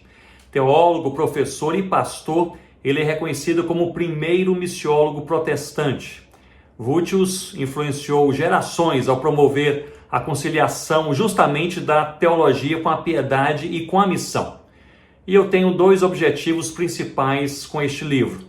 O primeiro é refletir sobre a influência de Gilbertus Voitius na missiologia e, de forma bem específica, na teologia e prática do plantio de igrejas. A sua missiologia teocêntrica e trinitária, ela precisa ser mais conhecida, refletida e também aplicada em nossos dias. A sua máxima era viver e trabalhar para a glória de Deus. E o meu segundo objetivo é promover um ambiente para reflexão pessoal e espiritual a partir dos ensinos de Voitius, que propõem essa conciliação da teologia com a piedade, daquilo que cremos com a maneira como vivemos, sempre desembocando na missão. Ou seja, vidas verdadeiramente quebrantadas, sinceramente desejosas de exaltar a Jesus Cristo em tudo que são, tudo que têm e também tudo o que fazem. Tem sido uma ótima experiência a publicação desse livro pela editora Hebron. Eu estava justamente concluindo um rascunho deste livro quando o reverendo Arival ele escreveu perguntando se eu teria um texto nessa linha envolvendo teologia e missão para publicar pela editora, e essa foi uma rica oportunidade para mim, essa caminhada com irmãos preciosos, competentes, envolvidos no reino de Deus. E de fato eu tenho um interesse antigo pela conciliação entre esses três pilares da fé cristã: a teologia, a piedade e a missão. A teologia, o que cremos e como cremos; a piedade, como vivemos, como traduzimos nossa fé para a vida diária; e também a missão, como servimos, como investimos nossas vidas para fazer Cristo conhecido no mundo. E um dos mais admiráveis teólogos que falou, escreveu e viveu essa conciliação entre teologia, piedade e missão foi Gilbertus Voitius na Holanda do século XVII. E a partir da sua teologia eu faço, portanto, nesse livro, reflexões e aplicações para o nosso contexto, para os nossos dias e para a nossa vida. Com a linguagem clara e objetiva, o autor promove um ambiente para a reflexão pessoal. A partir dos ensinos de Voitius, que propõe a conciliação do conhecimento de Deus com a piedade de vida, um irrecusável convite para buscarmos corações verdadeiramente quebrantados, transformados e edificados em Cristo. O livro já está disponível para compra aqui na livraria da editora Hebron, no saguão da Igreja Presbiteriana de Pinheiros, e também pelo site da editora por meio do e-commerce. Todo o lucro obtido com a venda será revertido para os projetos da Junta Missionária de Pinheiros. Eu fico muito contente com essa visão e iniciativa. Eu entendo que há grandes oportunidades do povo de Deus se envolver com iniciativas que impactam a sociedade com o Evangelho do Senhor Jesus. E a editora Hebron nasceu com essa visão e também com essa disposição. Portanto, a minha oração é que vários projetos missionários sejam abençoados por meio dos recursos deste e de outros livros da editora Hebron. Sua missiologia teocêntrica, bem como sua profunda contribuição no campo de plantio de igrejas, apontam para um estudo missionário que lança alicerces teológicos e práticos, tendo como máxima a glória do Senhor. O primeiro é a grave importância de valorizarmos a conciliação da nossa fé com a vida diária, daquilo que cremos, com os valores e práticas em nossos passos, nossa existência, relacionamentos, trabalho e assim por diante. Gisbertus Vultius ensinava que a teologia sem piedade é morta e a piedade sem a teologia se perderia. E nessa medida precisamos sim relembrar que a primeira missão da igreja não é proclamar o evangelho, não é ajudar o aflito e necessitado, mas é morrer. É chegar ao ponto de dizer, já não sou eu quem vive, mas Cristo vive em mim. Portanto, a maneira como cremos deve refletir intensamente na forma como conversamos, como nos relacionamos, como participamos das redes sociais, como vivemos em família, estudamos, trabalhamos e assim por diante. Vultius, ele dizia que toda teologia deveria ser praticada e chegou ao ponto de desafiar a igreja local a enviar seus jovens para a universidade teológica que ele coordenava, dizendo: envia-nos seus jovens para o estudo teológico que nós os devolveremos com os corações quebrantados. Portanto, teologia e piedade. O segundo destaque seria a compreensão teológica e prática da Igreja de Cristo. Para Vultius, a igreja ela deve ser compreendida como vocatio et missio, é uma expressão em latim que significa chamada e enviada, e nesse caso, chamada por Deus para a salvação e enviada por Deus para a missão ao mesmo tempo, não dissociando essas duas verdades. Em outras palavras, se era igreja, deveria ser missionária.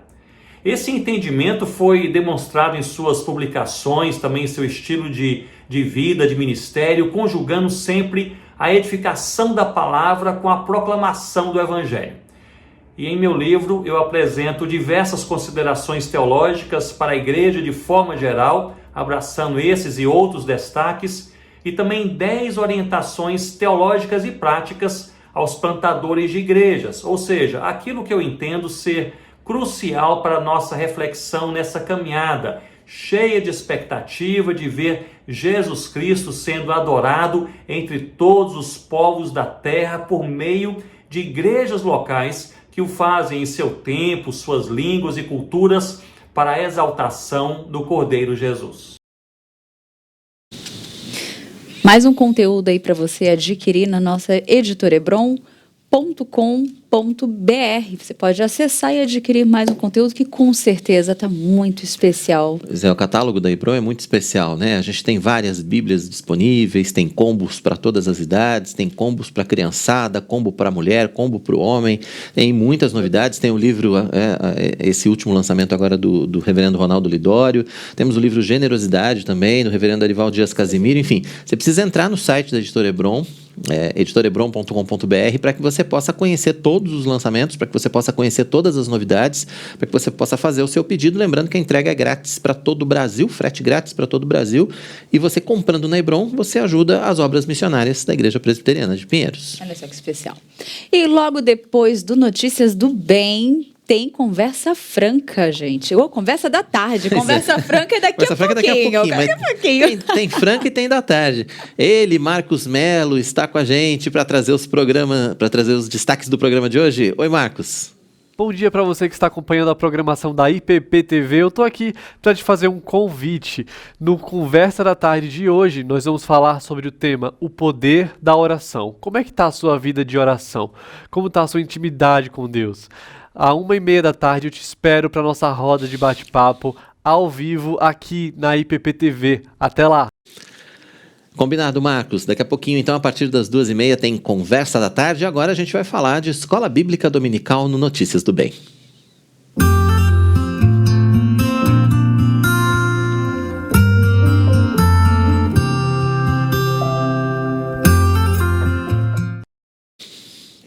As aulas da Escola Bíblica Dominical de Adultos da IPP retornam neste domingo. Pois é, o repórter Matheus Santos está na Igreja Presbiteriana de Pinheiros, vai trazer as informações ao vivo pra gente.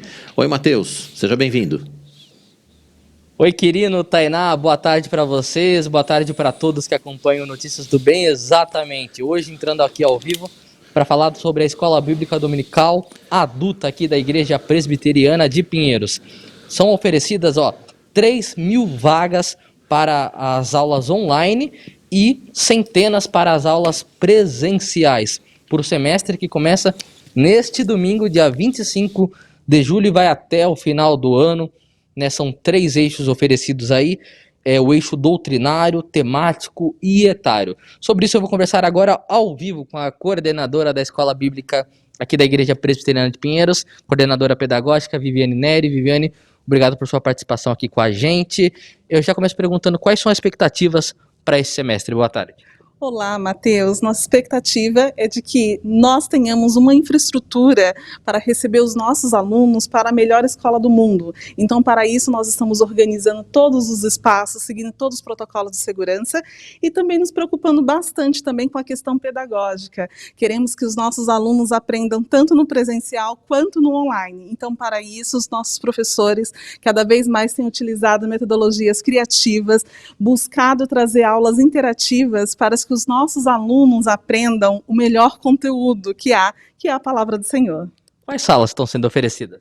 Matheus, a nossa Escola Bíblica Dominical Adultos é organizada em 3 eixos. Nós temos o eixo doutrinário, temos o eixo temático e o eixo etário. Eu vou explicar um pouquinho a organização de cada um deles, mas fiquem tranquilos porque vocês encontram todas essas informações no nosso site da IBD, que daqui a pouquinho nós vamos falar qual que é o endereço, e os alunos também receberão esse folder digital aqui, eu estou com ele impresso, mas os alunos receberão o folder digital que será enviado pelos professores e lá tem todas as informações.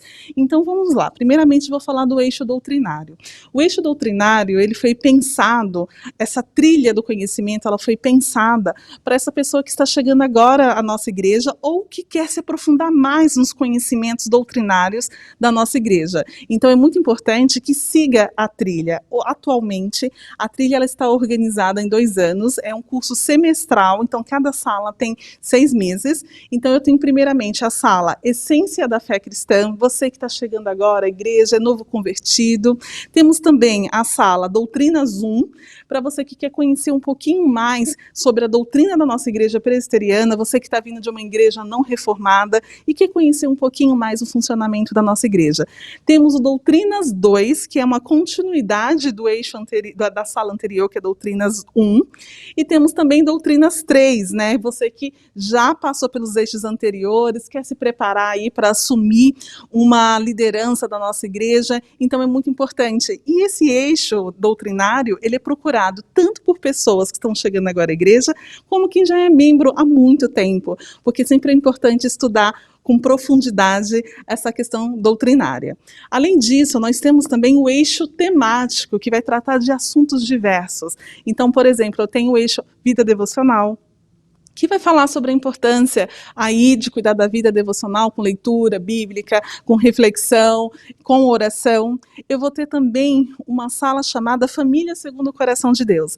Essa sala foi pensada para tratar de assuntos diversos relacionados à família, como relacionamento, como, por exemplo, criação de filhos, sobre a comunicação no lar, vida devocional no lar. Eu tenho também a sala um pouquinho mais sobre esse assunto, você que quer trazer, se aprofundar um pouco mais para auxiliar pessoas, ajudar as pessoas em seus relacionamentos, então é um braço do nosso Ministério de Aconselhamento da Igreja. Além disso, nós temos também a sala Panorama Bíblico, que é a maior sala que nós temos, porque ela ocorre no templo, então essa é a sala maior que nós temos, e aí eu já vou falar uma exceção, é a única sala que começa às 9h15, por conta do espaço físico que nós temos, então ela começa um pouquinho antes.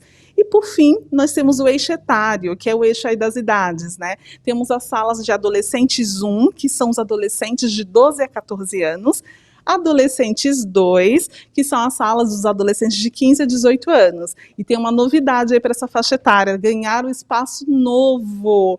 Vão para uma das nossas casas aí novas, a Casa Azul, então um espaço bem interessante. E temos a sala dos jovens. E também temos uma sala chamada Um Novo Olhar, que são para as pessoas não casadas até 50 anos. Então você observa que nós temos aí uma possibilidade muito grande aí. Então é só você identificar o seu perfil para você se inscrever na sala mais adequada, de acordo com a sua necessidade. Como que os internautas, quem está assistindo agora, pode fazer a matrícula? Basta entrar no site da igreja, tá? www.ippinheiros.org.br/inscricão EBD. E lá você vai escolher qual é a modalidade que você vai participar, se é na modalidade presencial ou na modalidade online. Para a modalidade presencial, por conta dos protocolos de segurança, nossas vagas são bem limitadas. Porém, há uma possibilidade maior para as aulas online. E o interessante, Mateus, que nós temos hoje, atualmente, na nossa EBD, alunos que frequentam de outros estados, de outros países. Então é bem interessante, todas as salas nós temos um histórico de pessoas de outros lugares que estão participando.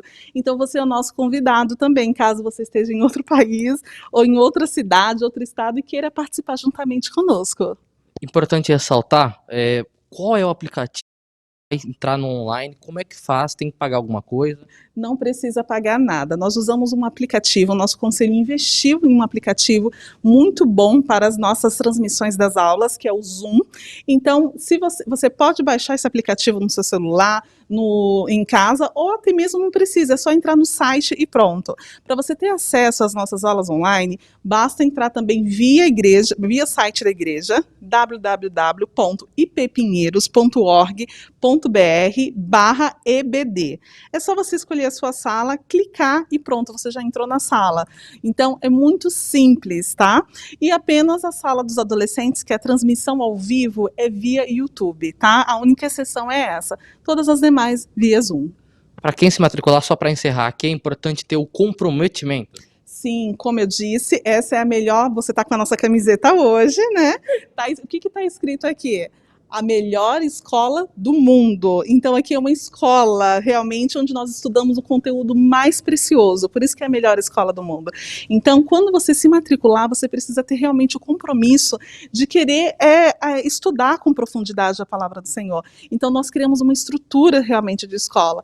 Você precisa se preparar, tem a pré-aula, os professores mandam os conteúdos para que os alunos venham já ali com conhecimento prévio, que vai ser discutido em sala de aula, tem tarefa de casa para poder se aprofundar, e também nós temos as regras para a frequência, né? Então é muito importante que para o aluno ser aprovado para a próxima turma, que ele tenha 75% de presença, e caso ele tenha 2 faltas consecutivas sem justificativa, infelizmente ele vai perder a vaga dele, porque nós temos uma fila de espera aí considerável.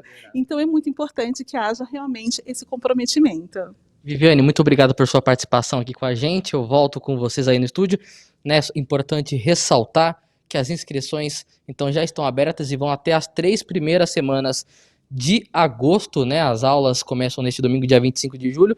E eu quero saber qual classe que o Quirino e que a Tainá vão se matricular. Tá certo, Mateus. Obrigado pela sua participação aqui com a gente. Pegar a Tainá se arrumando, né? Mulher tem essas coisas. A gente não precisa passar a mão no cabelo, mas a apresentadora precisa. É claro que eu vou para a classe de casais, né? E nós vamos para a classe de família. Pois é. Obrigado, Mateus, pela sua participação. Obrigado, Viviane. E você que está acompanhando aí o nosso Notícias do Bem, não deixe de fazer a sua inscrição, não deixe de fazer a sua matrícula, ainda dá tempo, não deixe de participar das classes da nossa Escola Bíblica Dominical. Exatamente. Gente, agora, você conhece o trabalho da Junta Missionária de Pinheiros? O reverendo Mariano Alves, ele tem um recado para você. Olá, graça e paz. Eu quero convidar você nesse nosso vídeo para que você conheça um pouco mais sobre a Junta Missionária de Pinheiros.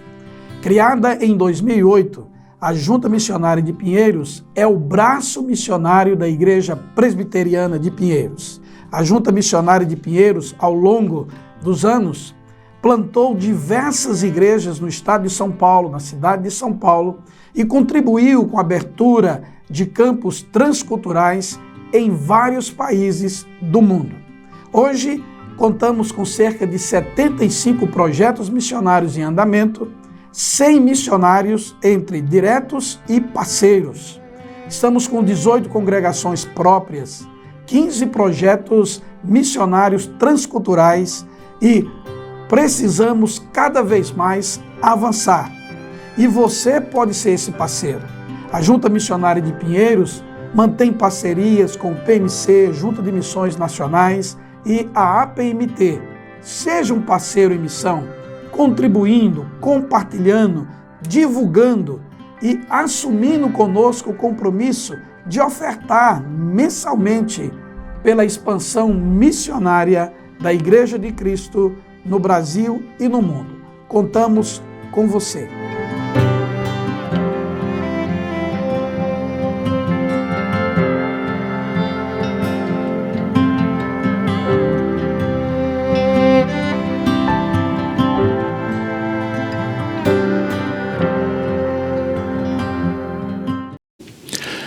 Notícias do Bem vai para mais um intervalo. Daqui a pouco a gente fala sobre o Dia Mundial do Cérebro. Você já parou para pensar em como cuidar do seu cérebro para garantir mais qualidade de vida? Esse vai ser o nosso tema de hoje com a doutora Cláudia Lotti, a médica neurologista. E você também pode participar. Deixe a sua pergunta ou faça o seu comentário aqui no chat do nosso canal. Nós contamos com você e nós já voltamos já já.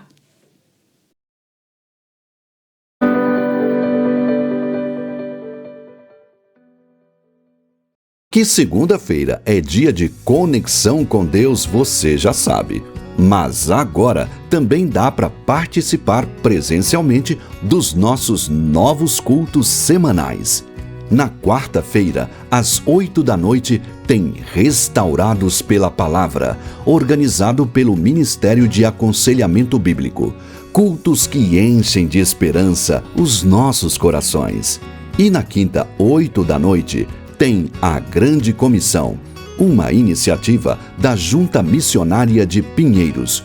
Um convite para que toda a igreja aprenda mais sobre a obra missionária.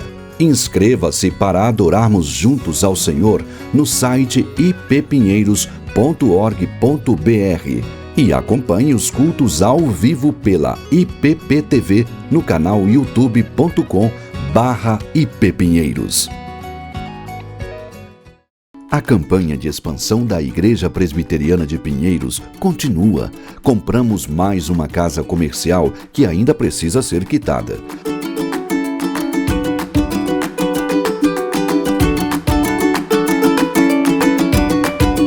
Nossa visão é ser uma grande igreja missionária e cremos que devemos continuar avançando em fé. Para isso, precisamos das suas orações e da sua generosidade.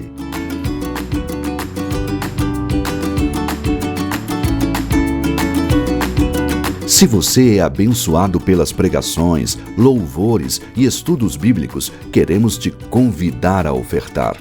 Faça a sua doação para a conta que aparece na tela e participe da campanha de expansão da Igreja Presbiteriana de Pinheiros. Juntos, fazemos uma grande igreja missionária.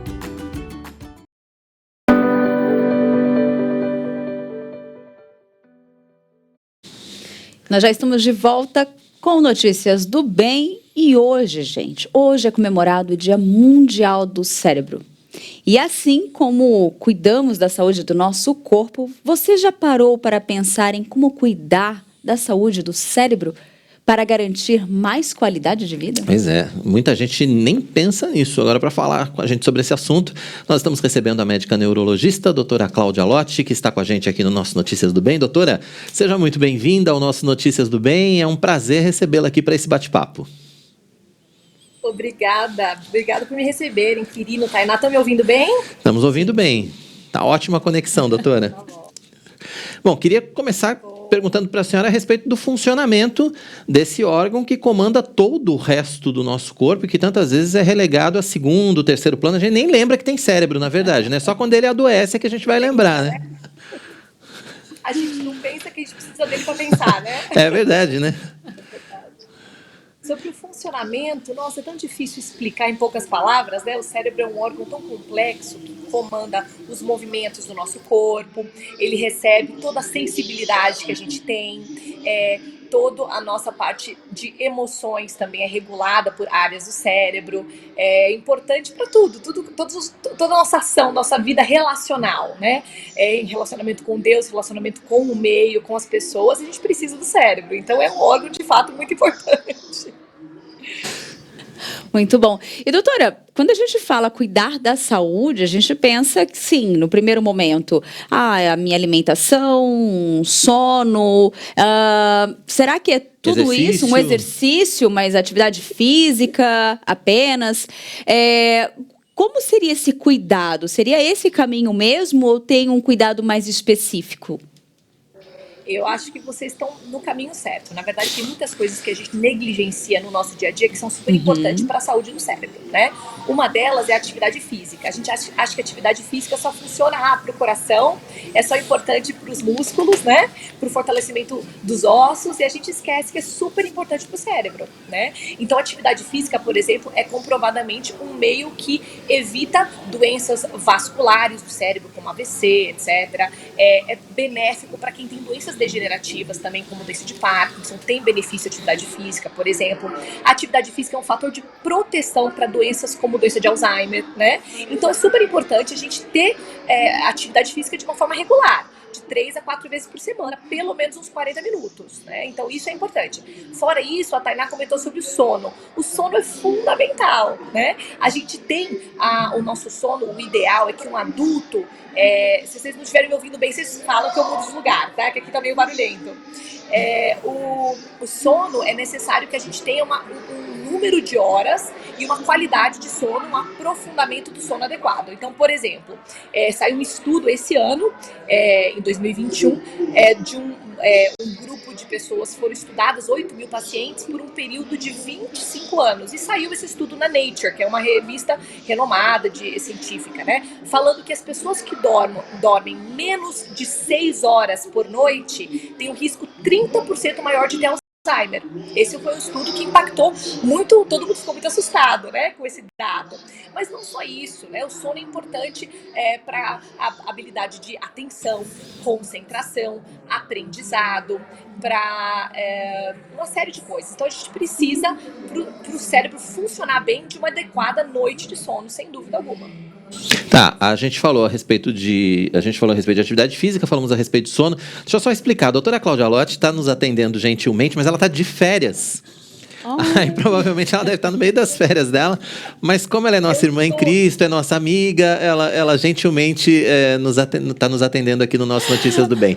Agora, doutora, com relação a exercícios para o cérebro, o pessoal diz que fazer palavra cruzada, essas coisas ajudam, enfim, tem outras formas também da gente manter o cérebro em funcionamento, em atividade, deixá-lo saudável? Essa pergunta é super importante, querido. Peraí que eu vou um pouquinho mais. Eu acho que vocês estão ouvindo barulho, porque eu estou num lugar realmente muito barulhento. Não, mas a gente está te ouvindo. Tá a gente está te ouvindo bem, doutora. Então tá ótimo. Então, assim, quanto à atividade mental, né? Uhum. Quanto à leitura.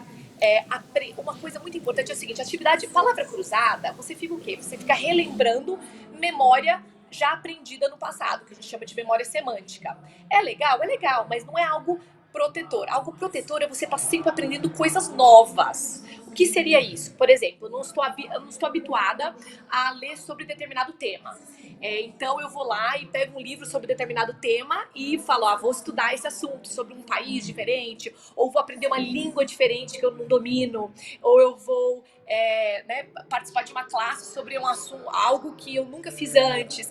Então, o aprender novas coisas é mais saudável do que ficar relembrando ou ficar sempre na sua zona de conforto em termos de aprendizado. Porque a gente costuma fazer isso, né? Eu gosto de ler só sobre tal assunto, que é um assunto que eu domino. Eu gosto de ler sobre outro assunto.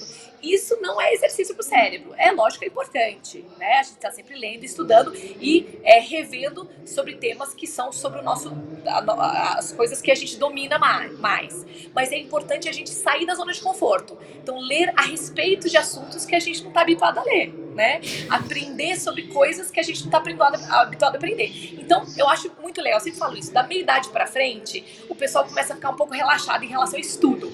Falar, não, eu não vou mais, eu não quero estudar mais, já estudei o suficiente, eu já fiz mestrado, tá bom, já fiz doutorado, tá bom. Não, é sempre tempo de estudar. Deus fez o nosso cérebro sempre muito hábil para o aprendizado. E a gente tem que realmente se aplicar ao aprendizado por toda a vida. A gente tem que estudar, ler a palavra de Deus, ler outros livros, aprender novas línguas, aprender sobre assuntos diferentes. Tá sempre aprendendo, sempre é tempo de aprender. Então isso é super importante. Esse hábito tem que ser um hábito realmente diário. Aprendizado é algo que a gente deve fazer todo dia, né? Como uma criança, a gente deve sempre estar disposto a aprender. Muito bom, doutora. Olha, você comentou algo que entra numa perguntinha aqui que eu acho interessantíssimo. A gente vive aqui nessa contagem regressiva ali, né? A idade, né? Eu não vou falar de idade não, doutora. Mas, me recuso aqui. Vamos lá. Como que a gente relaciona a nossa memória, que as pessoas falam assim, nossa, minha memória é péssima. Ai, gente. E aí, como que a gente pode relacionar essa questão da memória com uma questão da saúde do nosso cérebro? Porque muitas vezes a gente quer dizer que a questão da memória, de não lembrar de determinadas coisas, a gente quer associar à saúde do nosso cérebro. Eles estão totalmente ligados ou não? Tem questões diferentes ali. Tainá, você fez uma boa pergunta. É uma pergunta que todo mundo faz. E a dúvida é engraçada, que o pessoal fala assim, eu sou tão jovem e eu acho que já tô com Alzheimer. E aparece assim no consultório com 30 e poucos anos porque tá esquecido, né? Então eu falo assim que é muito raro essa degenerativa tão jovem, né? Aham. Normalmente, o que faz com que a gente fala, eu nunca tive uma memória boa, ou eu sempre tive uma memória boa e agora eu tô com a memória ruim. Então, primeiro a gente tem que analisar alguns aspectos da nossa vida, do nosso dia a dia. Por exemplo, eu estou dormindo adequadamente, aquele assunto que a gente falou. Se você tem, por exemplo, a apneia do sono, que é uma coisa muito frequente, ou se você tá com uma neném pequeno que te acorda de madrugada várias vezes, então você tem um sono muito picado, ou você tem muita insônia, isso vai ser um motivo de você ficar esquecido. Você não consegue, a gente precisa da fase profunda do sono para que uma memória de curto prazo, algo que a gente acabou de aprender, algo que a gente acabou de conversar com alguém, por exemplo, vire uma memória de longo prazo, algo que a gente guarde por mais tempo, né? Então é preciso a fase profunda do sono para que a gente tenha essa como se fosse uma solidificação, um estoque da memória, entendeu? Então, se a gente não dorme bem, a gente com certeza vai sentir que a gente tá esquecido, e isso impacta muito, né? A gente fica assim, nossa, eu tô esquecido, não tô bem, a minha memória não vai boa, eu tô com Alzheimer, né? Então todo mundo vem com essa dúvida. Então tem que ver essa questão. Outra questão importante é a gente sabe guardar, a gente não sabe criar memória. A gente tem, não, eu tenho memória ruim, eu não sou boa de guardar, então eu perco a esperança, né? O povo perde a esperança rápido. E eu falo, não, nós somos cristãos, né? Nós temos uma visão redentiva, então a gente lembra que a gente tem que ter esperança sempre. E uma das coisas muito importantes é a gente saber ler, saber estudar, saber guardar as coisas. Então, para que a gente tenha uma boa memória, por exemplo, é importante que a gente tenha motivação, interesse na leitura, naquilo que a gente está aprendendo. A gente só guarda aquilo que a gente gosta. Então, criar gosto pelo assunto é muito importante. Outra coisa muito importante é repetir. Ver o estímulo mais de uma vez. Ler aquilo mais de uma vez. Estudar aquilo mais de uma vez. Né? Isso é uma forma muito importante. É um jeito importante de guardar as coisas. Outra coisa muito importante, além da repetição, é fazer boas associações. Então, eu falo assim, eu aprendi uma coisa nova agora, mas eu associei com alguma coisa que eu aprendi antes, né? Então, associar um aprendizado novo com um aprendizado prévio. Isso é super importante. A gente faz isso o tempo todo. Criança faz isso o tempo todo, né? Uhum. A gente tem que criar hábito de fazer boas associações. Legal. Né? Outra coisa importante, como eu falei, é o sono, né? Então, são itens que a gente não faz. A gente não é habituado a fazer isso. A gente lê um negócio, então eu li uma notícia, eu quero... Ai, meu Deus, eu esqueci o que eu li. Ai, eu fico chateado, frustrado. Ai, porque eu tô com a cabeça muito ruim. Não, você não deu a chance de aprender aquilo ainda, né? Então é importante a gente seguir essas regras e tomar cuidado com essas coisas e saber que, lógico, quanto mais a gente guardar, aprender, criar memória, é melhor. É muito importante o aprendizado porque a gente cria novas conexões no cérebro. Não, muito bem. Não cria mais neurônio. A gente cria mais conexão. Muito bom. Pelo contrário, né? Os neurônios a gente vai perdendo. Pelo contrário, a gente vai perdendo os neurônios, né? A gente não cria mais, eles não se replicam, né? Só que a gente cria novos caminhos, novas conexões, novos contatos com o aprendizado. Tá bom. Então, por exemplo, uma pessoa, vou dar um exemplo para vocês, uma pessoa que tem uma baixa escolaridade, que aprendeu pouco durante a vida, ela tem uma chance de evoluir mais rápido, por exemplo, se ela fica doente, se ela tem, por exemplo, Alzheimer, alguma demência, ela acaba evoluindo mais rápido, enquanto uma pessoa que aprendeu, estudou, ela normalmente demora muito mais para evoluir, porque ela fez mais conexões ao longo da vida, ela aprendeu mais, ela criou mais vínculos entre áreas do cérebro. Então isso é muito importante, a gente criar conexões, entendeu? Tá. Você falou do Alzheimer, ainda é a principal doença do cérebro, a gente pode dizer, entrando rapidamente nesse assunto, né? A gente falou muito sobre a saúde do cérebro, mas nessa questão de doenças do cérebro, o Alzheimer ainda é a mais comum ou é a mais recorrente no Brasil? Das doenças degenerativas, é uma das mais comuns, porque Parkinson é muito comum ainda. É a doença degenerativa mais comum do mundo é Parkinson, né? Mas a Alzheimer das demências é a mais comum de todas, sem dúvida alguma. É a demência mais comum que existe. A doença que atrapalha a cognição, né? Mais comum, mais frequente que existe. A gente tem encontrado cada vez mais diagnóstico de Alzheimer, né? Agora, tem, por exemplo, doença vascular, AVC. AVC, sem dúvida, enxaqueca. É considerada uma doença neurológica e é extremamente comum. Então, é difícil dizer a doença mais comum. É a doença, talvez, entre as degenerativas, a mais comum, mas tem muitas outras doenças, né? As doenças vasculares, as doenças relacionadas à dor, enfim, né? As doenças, epilepsia é uma doença muito comum também na neurologia. Então, tem outras doenças bem comuns também. Essas doenças, existe uma forma de prevenção, quer dizer, tudo isso que a gente falou agora há pouco, de melhorar a memória, de aprender mais, de se alimentar direito, de dormir bem, tudo isso acaba fazendo com que a gente evite, de certa forma, essas doenças ou não tem relação? Quer dizer, eu posso fazer tudo isso certo e mesmo assim ainda ter uma doença degenerativa, doutora? É uma boa pergunta. A gente sabe que exercício físico, sono adequado, aprendizado, sempre aprendendo coisas novas, em estudos mostra-se como fator protetor para Alzheimer, por exemplo. Né? A gente sabe que quem tem menos de 8 anos de escola, por exemplo, tem um risco maior de desenvolver doença de Alzheimer do que quem tem mais de 8 anos de escolaridade. Entendeu? Então, existem relações, estudos que mostram que são fatores protetores. Né? Agora, para, por exemplo, doença vascular, AVC, né? AVC, os mesmos fatores de proteção para infarto são os para AVC. Então, atividade física, não fumar, se alimentar bem, ter o colesterol bem controlado, ter o açúcar bem controlado, isso tudo é fator de proteção para AVC, por exemplo, né? Uma coisa muito importante, tem muitas doenças neurológicas que são autoimunes, por exemplo, tem uma relação com a autoimunidade, por exemplo, esclerose múltipla, que esse ano, inclusive, que é o Dia do Cérebro, esse ano está sendo, especificamente, esclerose múltipla é uma das doenças que está sendo mais sinalizada, né, para o pessoal ter alerta e conhecimento sobre a doença. É uma doença que você tem que ter, por exemplo, uma vitamina D alta como fator de proteção, por exemplo. Então, tomar sol, ingerir, às vezes, tem pessoas que precisam repor a vitamina D, né, de dado. Então, é importante a gente ter uma alimentação adequada, por exemplo, para essas doenças também. Então, isso são fatores de proteção, sem dúvida, querido, mas a gente precisa se alimentar bem, se exercitar, dormir bem e estar sempre estudando. Esses são fatores de proteção, sem dúvida. Doutora, e uma pergunta assim, todos os sinais, né? Normalmente, às vezes as pessoas costumam buscar ajuda médica para alguns determinados sintomas, mas normalmente dores de cabeça, a pessoa se automedica, ela vai na farmácia e costuma comprar ali seus remédios já de costume, que saem tantos comerciais, já estão ali, eu já compro esse aqui, já é o suficiente para mim. Esse sou eu. Ela tá falando de mim aqui, doutora. Muitas vezes...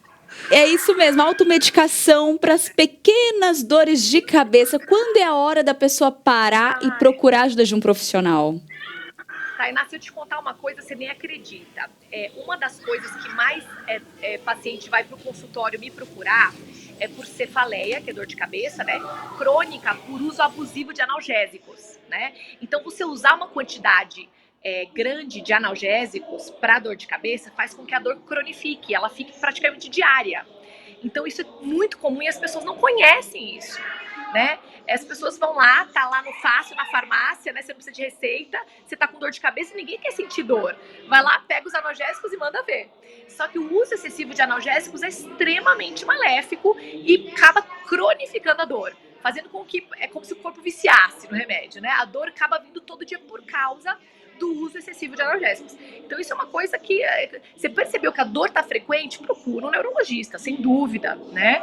A gente não pode ter dor de cabeça dor de cabeça pode ser uma coisa eventual. Se ela está frequente, o que seria frequente? Depende de cada pessoa, mas uma dor de cabeça forte, que a pessoa tenha 3, 4 vezes no mês, já pode impactar demais a vida dela. Eu acho que ela tem que procurar um neurologista. Se for uma coisa eventual, eu tenho uma dor de cabeça a cada 2 meses, eu acho que dá com um analgésico para segurar, ok. Mas se é uma dor que vocês percebem que tá mais frequente, tem que procurar um neurologista, sem dúvida. A automedicação é um perigo. É um perigo. Com certeza. E de qualquer maneira, doutora, às vezes a gente vai fazer aqueles check-ups e a gente deixa o neurologista pro fim ou nem vai no neurologista, né? A gente precisa lembrar, olha aí, exercício de memória, a gente precisa lembrar que a gente precisa ir ao neurologista também regularmente, como a gente vai ao cardio, como a gente vai a outros especialistas, né, doutora?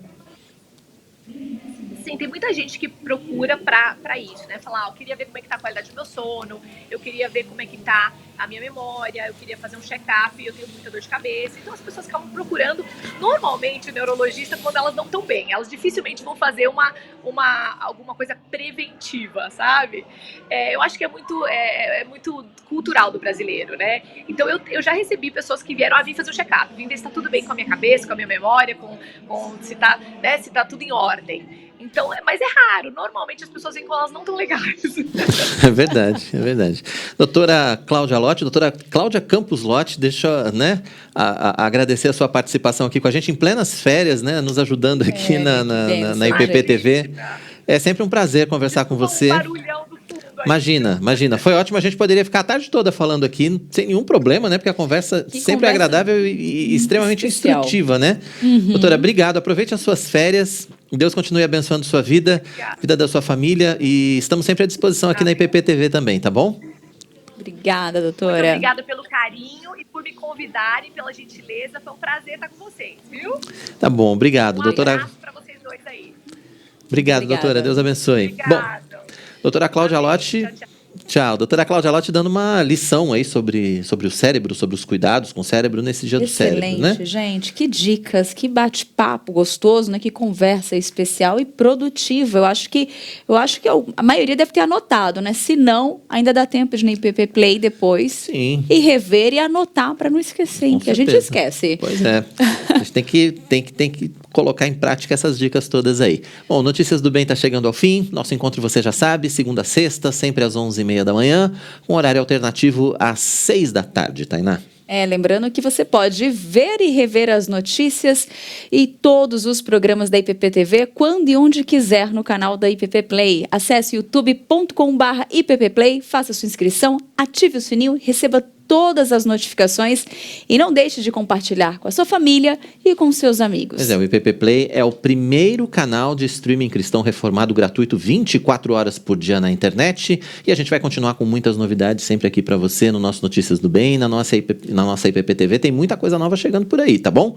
A gente se vê então amanhã, a partir das 11h30 da manhã, encontro marcado. Até lá. Tchau. Até lá.